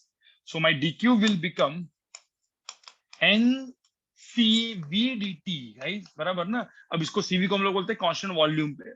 ठीक है, डी डब्ल्यू की वैल्यू तो हो जाएगी 0। अब मैं हम लगाऊंगा यहाँ पे D Q is equal to D U plus D W. ठीक है, अब ध्यान में रखना यहाँ पे डी क्यू को वैल्यू हम लोग लिखते हैं एन सीवी डी टी, और जो डी यू हो जाएगा यहाँ पे। ठीक है, अब यही तो चीज क्या हो जाएगी? डी यू हो जाएगी, बराबर ना गाइस। और this is universal guys, this is universal. मतलब कोई भी चीज की, कोई भी चीज मतलब कोई भी प्रोसेस में हम लोग इसको यूज कर सकते हैं। अब मैं क्विकली एक बार पीछे जाता हूँ, डी की वैल्यू एनसीवीडीटी थी। ठीक है, अब ये यूनिवर्सल है, तो इस यूनिवर्सल चीज को मैं यहाँ पे लगाऊंगा, जो मैंने एकदम पहले यहाँ पे डिस्कस किया था, याद है? ठीक है, तो एक चीज ध्यान में रखना, इसको यू को हम एन सीवी भी लिखते हैं। ठीक है, तो अब इस केस में सीवी की वैल्यू कितनी हुई? तो इस केस में जो सीवी की वैल्यू हुई वो कितनी हुई? अब यहाँ पे देखो एन टी कॉमन है, तो सीवी की वैल्यू क्या हुई? F/2R। ध्यान में रखना, यहाँ पे एक और चीज अपने को मिल गई, सीवी जो होता है वो क्या हो जाएगा? F/2R। बाद में ना हर एक चीज कॉमन, मतलब हर एक चीज एक दूसरे का कनेक्शन होती है। तो सीवी की वैल्यू मुझे F/2R मिली। जैसे यहाँ पे 3R/2, यहाँ पे 5R/2, यहाँ पे 6R/2। ठीक है, अलग अलग ये सीवी की वैल्यू मिल गई मुझे। ठीक है, ध्यान में रखना। ठीक है, अब ये जो सीवी की वैल्यू यहाँ पे मिली मुझे, ठीक है, अब मैं यहाँ पे करता हूँ, ड्यू को मैंने क्या बोला, मैं क्या यूज कर सकता हूँ? N CV D T use कर सकता हूँ। डी डब्ल्यू को याद क्या क्या कर सकता हूँ? पी डीवी यूज कर सकता हूँ। अब तुम लोग को सबको याद है क्या? मैंने आपको PV is equal to NRT दिमाग में रखने के लिए बोला था। अब PV is equal to NRT में यहाँ पे ध्यान में रखना, डीपी 0 है। ठीक है, तो पी डीवी को हम लोग क्या लिख सकते हैं? मतलब कोई बोलेगा सर क्या करना है, तो आपको सबको दिमाग में था ना PV is equal to NRT, में जस्ट दिख रहा हूं मैं आपको, और मैंने आपको यहाँ पे बोला डिफरेंशियल फॉर्म डीपी तो वी जीरो हो जाएगा, तो यहाँ पे क्या करेंगे अपन, तो पी डीवी वैल्यू क्या हो जाएगी, एनआरडीटी हो जाएगी, याद है। अब ये चीज तो जीरो हो गया, तो पी डीवी की वैल्यू क्या हो जाएगी, एनआरडीटी। तो ध्यान में रखना है यहाँ पे हम करेंगे एनसीपीडीटी, एनसीवीडीटी, और यहाँ पे पीडीवी की वैल्यू होगी एनआरडीटी। तो एनडीटी कैंसल, तो यहाँ पे सीपी माइनस सीवी की वैल्यू क्या हो जाएगी, आर हो जाएगी, और इसको हम लोग बोलते हैं Mayer's relation, right. CP minus CV is equal to R, इसको हम लोग क्या बोलते हैं गाइस, मेयर्स रिलेशन। ये मेयर्स रिलेशन काम की चीज होती है गाइस, दिमाग में डालना है, ठीक है। तो आइसोबोरिक एंड आइसोबैरिक एंड आइसोकोरिक, इससे अपने को मेयर्स रिलेशन मिल गया, ठीक है। मेयर्स रिलेशन मिल गया, तो मुझे बताओ आइसोबोरिक एंड आइसोकोरिक, अब तक मुझे क्या क्या पता चल गया, मैं वापस बताओ क्या क्या पता चल गया है, ठीक है। dq is equal to du plus dw, ये पता चल गया। du की वैल्यू क्या पता चल गई तुमको, ncvdt पता चल गई, ठीक है। और यहाँ पे f बाई 2r मतलब nrdt पता चल गई, तो जिससे मुझे cv की वैल्यू कितनी आई, f बाई 2r आ गई, बराबर ना। और अभी मुझे एक चीज और पता चल गई, क्या, cp minus cv is equal to r पता चल गया, ठीक है। जिससे आप cp की वैल्यू क्या लिख सकते हो, cp की वैल्यू क्या, cv f बाई 2r है, तो f प्लस 2/2 इंटू आर, ये पता चल गया कि नहीं, समझ में आ रहा है। अब मैं यहाँ पे और एक चीज डिफाइन करता हूँ गाइस, गैमा, ठीक है, जो होता है cp बाई cv, ठीक है। अब इन दोनों को मैं करता हूं तो ये बन जाएगा f बाई 2/f। अब गैमा जो होता है for mono atomic, di atomic, poly atomic के लिए यहाँ पे अपन डिराइव करते हैं, ठीक है। फॉर मोनो एटोमिक, मोनो के लिए f की वैल्यू होती है 3, तो मुझे तो गैमा की वैल्यू कितनी होगी, f की वैल्यू 3, तो 3 प्लस 2 मतलब 5/3, तो गैमा हो जाएगा मेरा 5/3। डाई के लिए f is equal to, let's say अपन कितनी लेते हैं 5, तो गैमा की वैल्यू क्या होगी 7/5, विदाउट वाइब्रेशन, विथ वाइब्रेशन 9/7, ठीक है। और फॉर पॉली के लिए क्या हो जाएगा, f की वैल्यू अपन 6 ले ली, तो गैमा की वैल्यू क्या हो जाएगी 6 प्लस 2 8, 8/6 मतलब 4/3। सबको याद है ये चीज। अब ऑल इसके अंदर दिमाग में ये चीज रखनी होती है हमेशा, क्या, PV is equal to NRT, PDV plus DVP is equal to NRDT. कोई दिक्कत, ये अब तक सबको समझ में आ रहा है, सबको क्लिक हो रहा है, ठीक है। अब ये होने के बाद गाइस जाएंगे हम लोग आइसोथर्मल पे। कभी कभी लोगों को हेवी हो जाता है, लेकिन ठीक है, अब हेवी तो होना ही चाहिए, थोड़ा बहुत तो हेवी होगा ही। आइसोथर्मल प्रोसेस क्या होती है गाइस, आइसोथर्मल प्रेशर में temperature is equal to constant. अब टेम्परेचर कांस्टेंट होगा तो P1 V1 is equal to P2 V2 types, temperature constant है ना भाई, तो P1 V1 equal to P2 मतलब बॉयज लॉ टाइप, ठीक है। अब यहाँ पे देखो टेम्परेचर कांस्टेंट हो गया, अब टेम्परेचर कांस्टेंट हो गया, तो इसका हम लोग जब इंडिकेटर डायग्राम बनाते हैं प्रेशर वॉल्यूम, तो पीवी कांस्टेंट होता है, तो इस तरीके से ग्राफ दिखता है, दैट इज रेक्टेंगुलर हाइपरबोला, ठीक है। ध्यान में रखना इस तरीके से, तो ये सपोर्ट टेम्परेचर है T1, ये है टेम्परेचर T2, ध्यान में रखना T1 is greater then T2, ठीक है।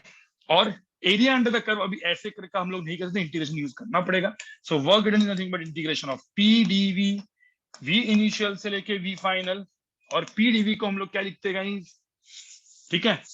पी डीवी जो है, अब पी को हम लोग क्या लिखेंगे, integration of V initial V final, P को हम लोग लिखेंगे N R T by V, DV by V को एल एन बोलते हैं हम लोग, तो सबको पता ही है N R T, L N of V final by V initial. ये हो जाएगा मेरा work done in isothermal process, right. Log of V होता है ना, एल एन ऑफ वी, ठीक है, सबको पता है। इस केस में dq इज इक्वल टू, मैं सपोज ncdt करने जाऊं, तो there is dt tends to 0 होता है, तो c टेंड्स टू क्या होता है, इंफिनिटी। तो आइसोथर्मल में ये c इनफाइनाइट होता है, इसलिए हम लोग कुछ करते नहीं है। आइसोथर्मल में एक चीज होती है, आइसोथर्मल प्रोसेस में du की वैल्यू भी 0 हो जाती है, because there is no change in temperature, because ncdt, तो du 0 हो जाता है, ध्यान में रखना, ये चीज दिमाग में रखो, ठीक है। फर्स्ट लॉ ऑफ थर्मोडायनामिक्स भी इसमें लगा सकते हैं इस तरीके से। अब बचता है एडियाबैटिक प्रोसेस। अब एडियाबैटिक प्रोसेस में क्या क्या होता है, ठीक है। सो एडियाबैटिक प्रोसेस में गाइस होता है, एडियाबैटिक प्रोसेस में dq की वैल्यू 0 होती है। सो बेसिकली एडियाबैटिक जब मैं बोलूंगा, तो इस रूम के अंदर मैंने कोई भी हीट नहीं डाली, तो डी क्यूब की वैल्यू क्या हो जाएगी, 0 हो जाएगी। डी क्यूब की वैल्यू 0 मतलब कोई हीट ही नहीं डाली मैंने, ठीक है। तो D Q is equal to D U plus D W जब मैं करूंगा, तो एक चीज दिमाग में रखना, ये चीज और अपना PV is equal to NRT और उसका डिफरेंशियल फॉर्म, ठीक है। तो ये इसका जो डिफरेंशियल फॉर्म होता है, अब डी क्यूब की वैल्यू यहाँ पे हम 0 करेंगे, इसकी वैल्यू 0 करेंगे, डी यू की वैल्यू यहाँ पे N C V D T डाल देंगे गाइस, डी यू की वैल्यू। और ये सब कुछ जुगाड़ करके हम जब लिखेंगे, तो इस सबके डेरिवेशन से क्या डिराइव करते हैं गाइस, क्या डिराइव करते हैं, इस सबके डेरिवेशन से क्या आता है, सबके डेरिवेशन से आता है P V to the power gamma is equal to constant. जैसे एडियाबैटिक का आइसोथर्मल में पीवी कांस्टेंट होता था, यहाँ पे PV to the power gamma is equal to constant, ये चीज आती है, ठीक है। और P to the power gamma is equal to constant है, इसमें अब पी के जगह एनआरटी बाई वी डालो, ठीक है। तो T V to the power gamma minus 1 is equal to constant आ जाएगा, ठीक है। और v के जगह एनआरटी बाई पी डालो, तो p टू द पावर क्या, 1 minus gamma T to the power, ये आप लोग डाल के देखो बाद में, ठीक है, इज इक्वल टू कांस्टेंट हो जाएगा। तो अलग अलग चीजें यहाँ पे ये 3 इक्वेशन मिलते हैं, आपको ये चीज इक्वेशन याद रखना है, ठीक है। और इसका जो इंडिकेटर डायग्राम है कुछ इस तरीके से आएगा, ध्यान में रखना। इंडिकेटर डायग्राम में ये जो है, ये मेरा आइसोथर्मल ग्राफ है, इसमें आइसोथर्मल, ठीक है। तो मेरा जो एडियाबैटिक का जो ग्राफ आएगा कुछ इस तरीके से आएगा, ठीक है, ध्यान में रखना। तो ये जो होगा मेरा, और फिर गैमा की वैल्यू जितनी बढ़ेगी, ठीक है, जैसे ये हो जाएगा मेरा बेसिकली मोनो के लिए, सॉरी उल्टा, ठीक है, गैमा की वैल्यू जितनी बढ़ेगी उतना क्या हो जाएगा, ये गैमा 1 गैमा 2 डिपेंड करता है, राइट, जितनी बढ़ेगी।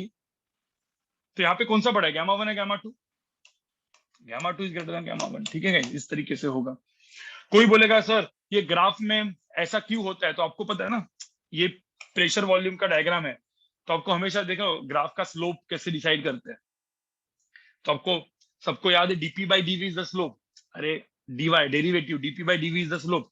तो PV is equal to NRT जो है, ये तो ये वाला इक्वेशन है जिसमें पीवी कांस्टेंट इक्वेशन है, ठीक है, टेम्परेचर कांस्टेंट है, तो यहाँ पे पता है ना आपको डीपीवी प्लस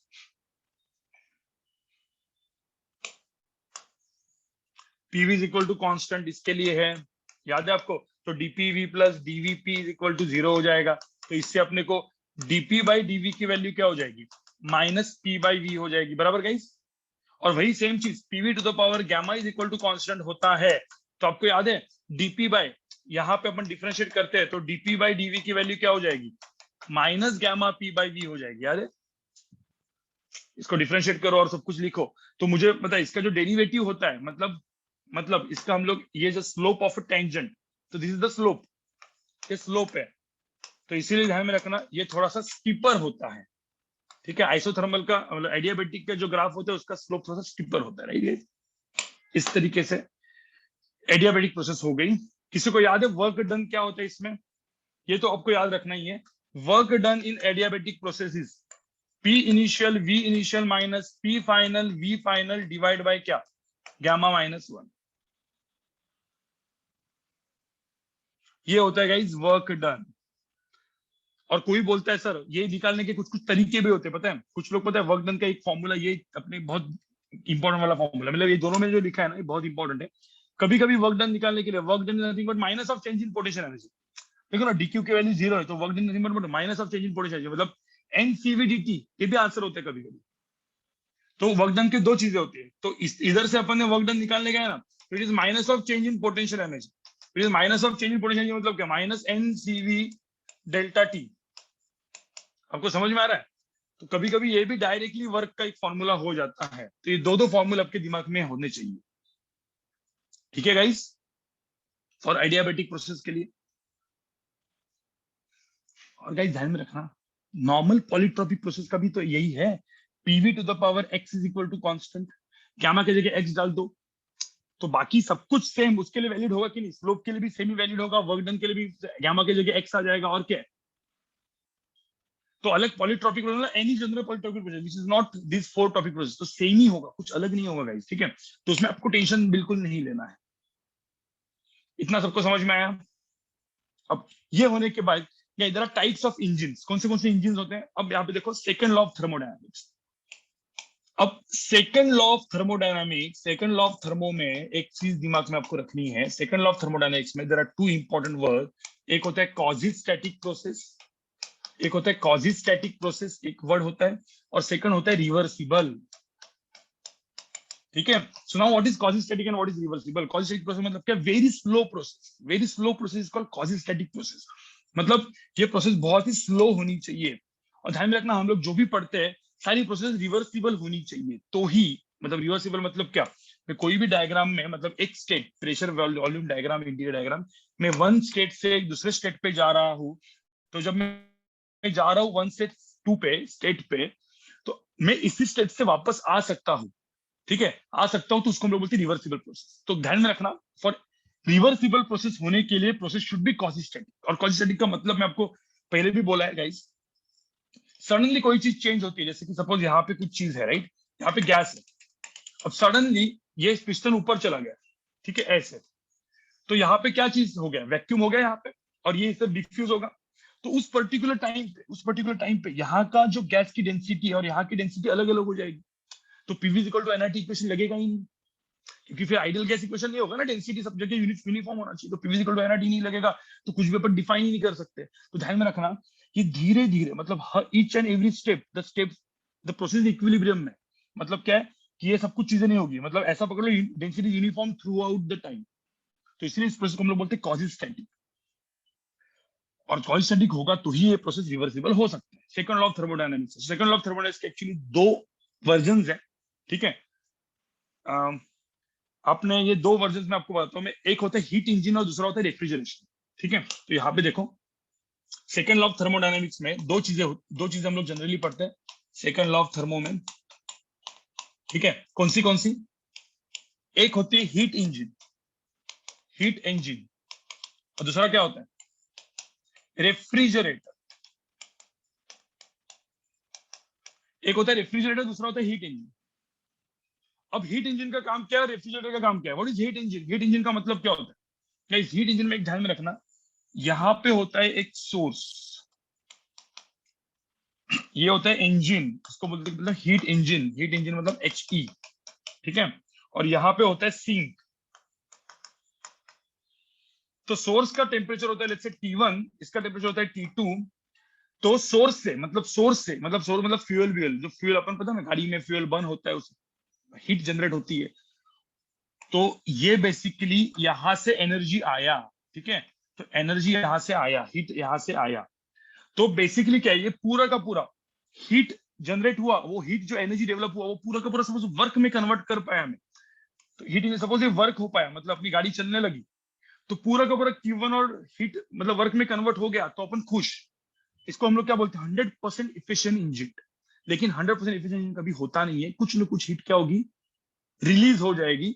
तो सिंक मतलब सराउंडिंग, अब जैसे सराउंडिंग में सपोज रिलीज हो जाएगी, हमने Q2 लिख दिया। ठीक है, तो गाइस यहाँ पे ध्यान में रखना, इस केस के हिसाब से Q1 की वैल्यू किसके बराबर होनी चाहिए, W प्लस Q2, बराबर कि नहीं। And efficiency of the engine, efficiency अपन इसको बोलते हैं, it is nothing but output by input into 100। What is output, output is W, work is output, so this is my output and this is my input. ठीक है, ये हो गया मेरी एफिशिएंसी इनटू 100, मतलब परसेंटेज में। आपको समझ में आ रहा है। नाउ दिस एफिशिएंसी अपन लिखेंगे, यहाँ पे एफिशिएंसी की वैल्यू होती है, वर्क क्या होता है Q1 माइनस Q2। तो यहाँ पे मैं Q1 minus Q2 by Q1 into 100 करूंगा, तो मेरी एफिशिएंसी की वैल्यू यहाँ पे क्या हुई, एफिशिएंसी की वैल्यू क्या आई, 1 minus Q2 by Q1 into 100। आपको सबको समझ में आ रहा है मैं क्या लिख रहा हूँ यहाँ पे, सबको समझ में आ रहा है। This is my heat engine, source से हीट लिया, सिंक में हीट Q2 गया और वर्क किया। ठीक है, सिमिलरली रेफ्रिजरेटर, रेफ्रिजरेटर में उल्टा होता है भाई। रेफ्रिजरेटर में अपने को क्या करना है, तो अपन जब रेफ्रिजरेशन करते हैं कोई भी चीज का, हाँ, तो सेकंड लॉ ऑफ थर्मोडायनामिक्स क्या बोलता है पता है, 100% एफिशिएंट इंजन पॉसिबल है ही नहीं, मतलब पूरा का पूरा Q1, पूरा का पूरा हीट वर्क में कन्वर्ट होना पॉसिबल नहीं है, कुछ ना कुछ Q2 होगा ही होगा। सो Q2 can't be zero, that is my second law of thermodynamics. ठीक है, केल्विन प्लैंक स्टेटमेंट। ठीक है, अब रेफ्रिजरेशन, रेफ्रिजरेटर क्या होता है, कोई भी चीज को ठंडा करना है अपने को तो वहां से हीट लेनी पड़ती है, बराबर। मतलब एक चीज रखी हुई है, ठीक है, T1 इसका टेम्परेचर है, मैं हीट यहां से लूंगा, गाइस गाइस मैं हीट यहां से लूंगा। मुझे तो हीट यहां से लूंगा का मतलब क्या है गाइस, ये जो होगा ना Q1, जो मैं हीट यहां से लूंगा उसको हम लोग बोलते हैं आउटपुट, ये मेरा आउटपुट होगा। तो मुझे तो यहाँ से इस जगह से मैंने हीट सपोज ली, तो मुझे तो T1 का वैल्यू क्या हो जाएगा, T1 टेम्परेचर क्या हो जाएगा, कम हो जाएगा। तो रेफ्रिजरेटर में हम लोग टेम्परेचर क्या करते हैं, कम करते हैं, रिड्यूस करते हैं, तो टेम्परेचर कम हो जाएगा। लेकिन अब ये लो टेम्परेचर है, अब ध्यान में रखना चाहिए, if this is low temperature तो ध्यान में रखना, यहाँ पे रेफ्रिजरेटर में अपने को ये Q1 लेने के लिए वर्क करना पड़ेगा। I have to do the, मतलब वर्क मुझे करना पड़ेगा, यहाँ पे वर्क मिलेगा नहीं। So work becomes my input, ठीक है, और फिर यहाँ पे Q2 कुछ चला जाएगा। आपको समझ में आ रहा है? अब ध्यान में रखना, ये हाई टेम्परेचर है, हाई टेम्प है, और ये लो टेम्परेचर है। तो मुझे बताओ इसका मतलब हाई टेम्परेचर से, सॉरी ये लो टेम्परेचर है और ये हाई टेम्परेचर है, तो मुझे तो लो टेम्परेचर से, ये लो टेम्परेचर को से हाई टेम्परेचर में कभी लो टेम्परेचर से हाई टेम्परेचर में खुद से कभी हीट जाएगी क्या, नहीं ना, खुद से तो कभी जाएगी, कि वर्क करना पड़ेगा। ध्यान में रखना, यहाँ पे इफिशिएंसी हमेशा होती है गाइस, इफिशिएंसी हमेशा होती है आउटपुट डिवाइड बाय इनपुट। तो यहाँ पे कभी भी आउटपुट बाय इनपुट में लिखते नहीं है, ठीक है, तो इसीलिए यहाँ पे लिखा जाता है coefficient of performance, COP, coefficient of performance, that is my output by input, that is my Q1 by W। समझ में आ रहा है? ये होता है मेरा COP, ध्यान में रखना। एंड यहाँ पे और एक चीज, Q1 plus W, Q1 plus W की वैल्यू क्या हो जाएगी, Q2 हो जाएगी। समझ में आ रहा है? This is called refrigerator. ये दोनों चीजें हो गई, ठीक है। तो इसमें सेकंड लॉ क्या बोलता है, without doing work you can't, ठीक है, transfer heat from higher lower temperature to higher temperature. Work करना ही पड़ेगा, W होना ही चाहिए, ठीक है गाइस। सबको क्लियर हो गया?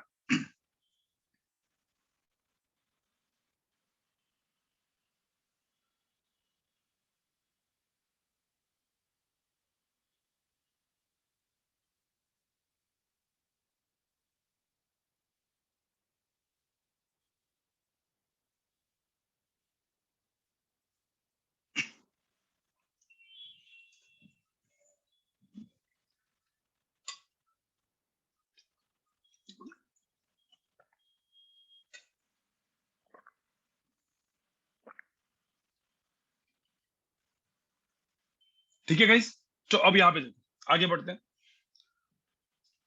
अब कार्नोट ने क्या बोला, ठीक है, कार्नोट इंजन बोलते हैं। कार्नोट ने क्या बोला गाइस, ये जो 4 स्ट्रोक इंजन जो है ना, मतलब ये जो इंजन है, हीट इंजन, जिसमें हम लोग हीट ले रहे, हीट दे रहे, तो उसने क्या किया, कार्नोट ने, देखो यार, उसने क्या किया, ये टेम्परेचर है T1, ये टेम्परेचर है T2, ये अपना, देखो यहाँ पे सोर्स एंड सिंक का temperature, this is my source का temperature, this is my sink का टेम्परेचर।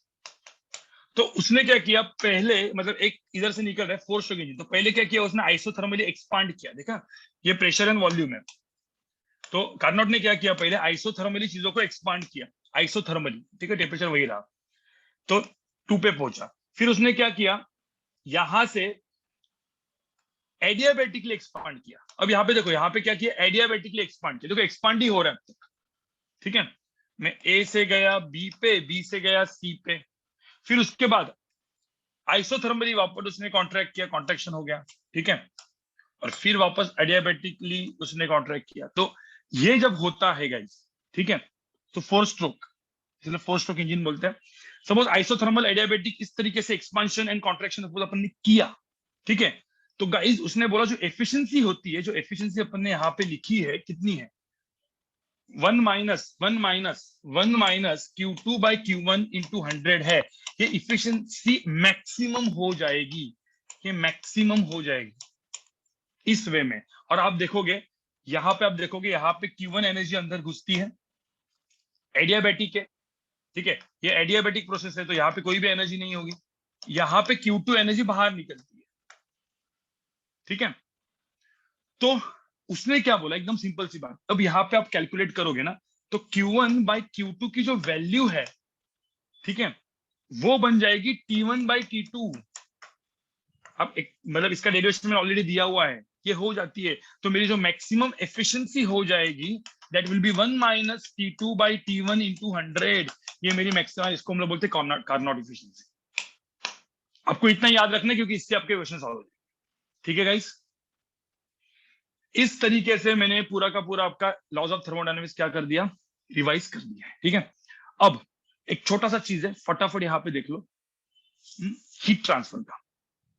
हीट ट्रांसफर में थोड़ा सा अगले लेक्चर में लूंगा, लेकिन इसके मैं मतलब शशांक सर को इनको बोल दूंगा, इसके क्वेश्चन सब लोग कराया जाए। हीट ट्रांसफर में क्या क्या चीजें होती है बताओ मुझे। अपन तो conduction, convection and radiation, heat transfer, heat transfer किस किस वे में हो सकता है। तो जो कंडक्शन होता है गाइस, ये अपन ने पूरा का पूरा ऑलरेडी पढ़ चुके हैं, तो इसको मुझे पढ़ने की जरूरत नहीं। कंडक्शन मतलब एक बॉडी है, इसका टेम्परेचर यहाँ पे T1 है, यहाँ पे T2 है, T1 is greater then T2, energy that is heat flows from higher temperature to lower temperature।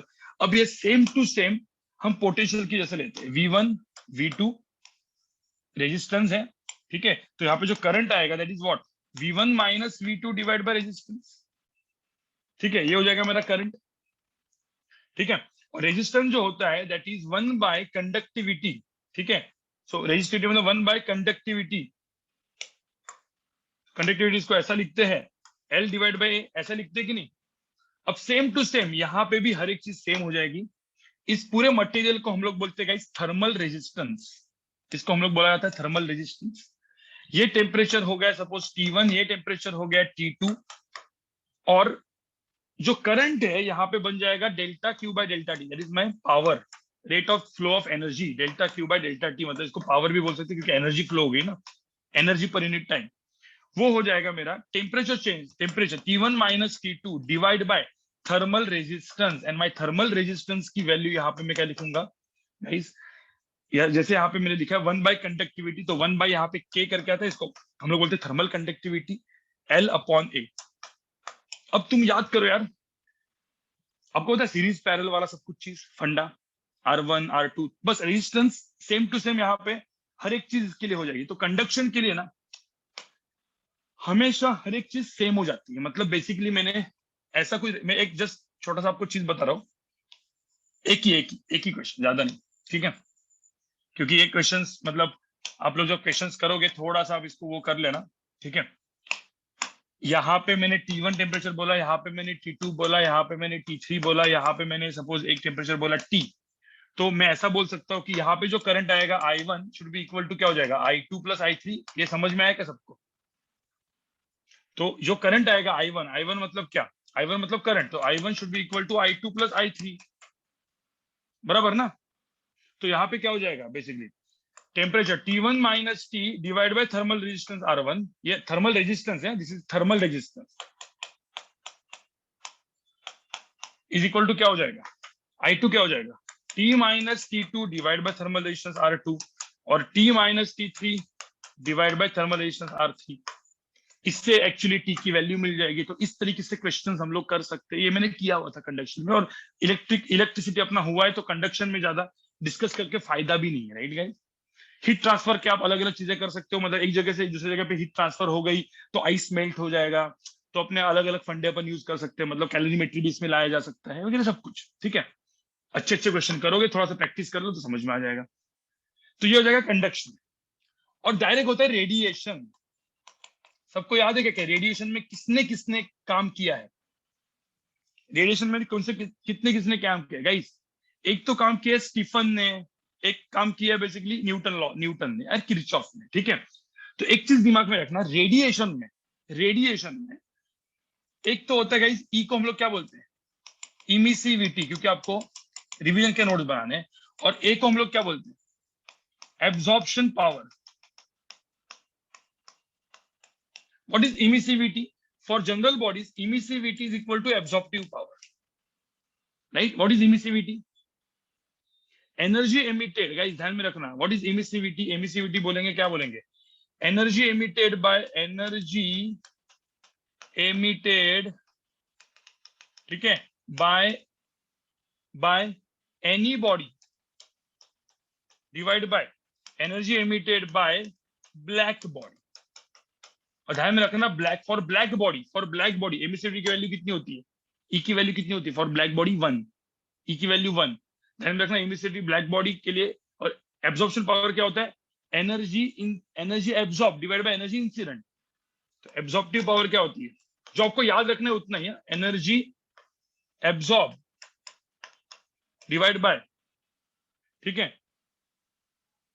Energy absorb divide by क्या, एनर्जी इंसिडेंट, ठीक है। तो ध्यान में रखना दोनों चीजें E इज इक्वल टू ए होता है फॉर एनी बॉडी, ठीक है।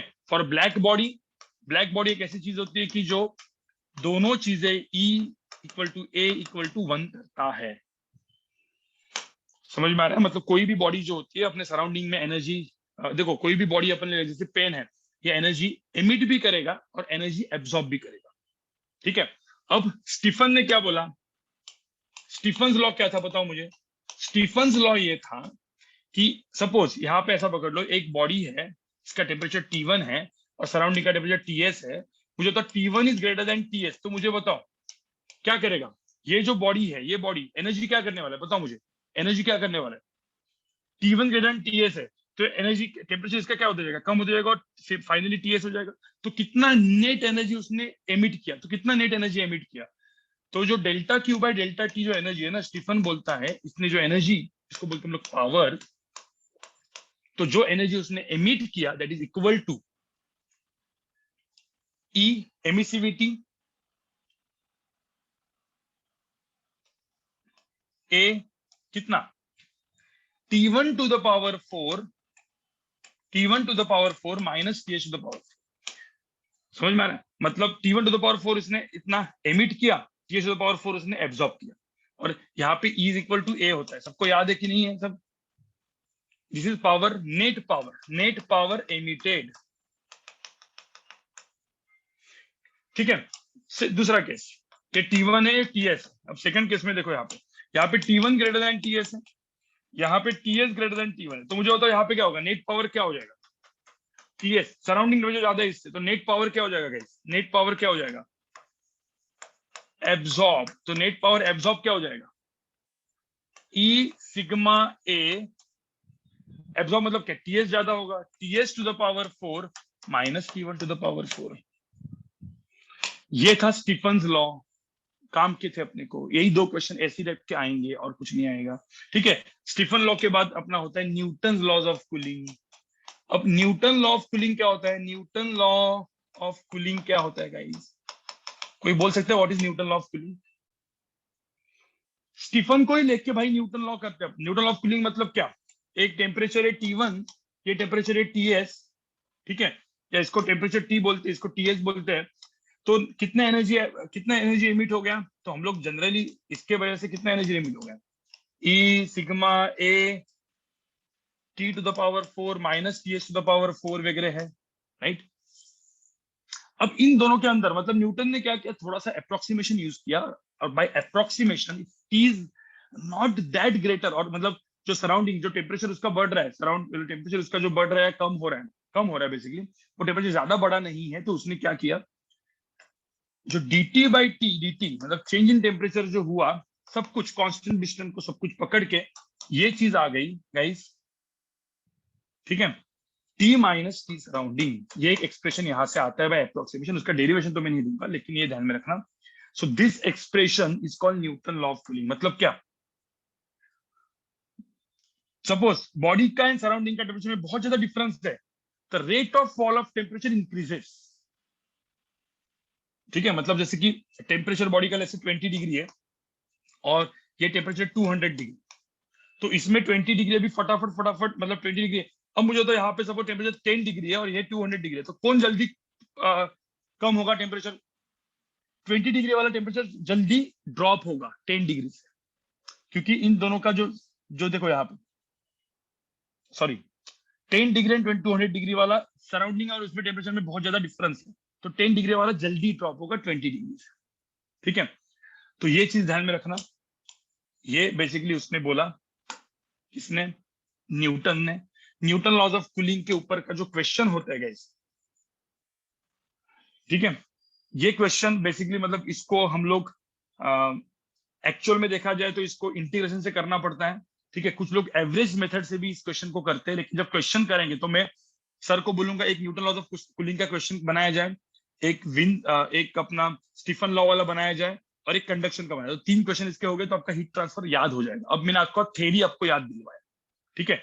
कोई बोलेगा सर इसको कैसे करना है, तो इसको ऐसे करना होता है, बताए आपको, dt divide by t minus T S, और यहाँ पे होता है माइनस के डी टी, और फिर होता है इंटीग्रेशन इस तरीके से, ठीक है, जिसमें 0 से टाइम t में जाता है, और यहाँ पे भी जो टाइम जो टेम्परेचर है, the temperature become initial to final, और फिर ln में वैल्यू आती है। तो ये एक होता है जो हम लोग जनरली जेई में यूज करते हैं, नीट वालों के नीट में भी कभी कभी यूज होता है ये वाला एक्सप्रेशन, लेकिन इसके ऊपर का क्वेश्चन आपको करेंगे तो आपको याद आ जाएगा, ठीक है गाइस, इतना ही है, ठीक है गाइस। हाँ, veins displacement, sorry sorry sorry, एक लास्ट का था veins displacement law. What is veins displacement law? एक था गाइस वेन्स डिस्प्लेसमेंट, क्या था वो, यहां पे लिखता हूं मैं,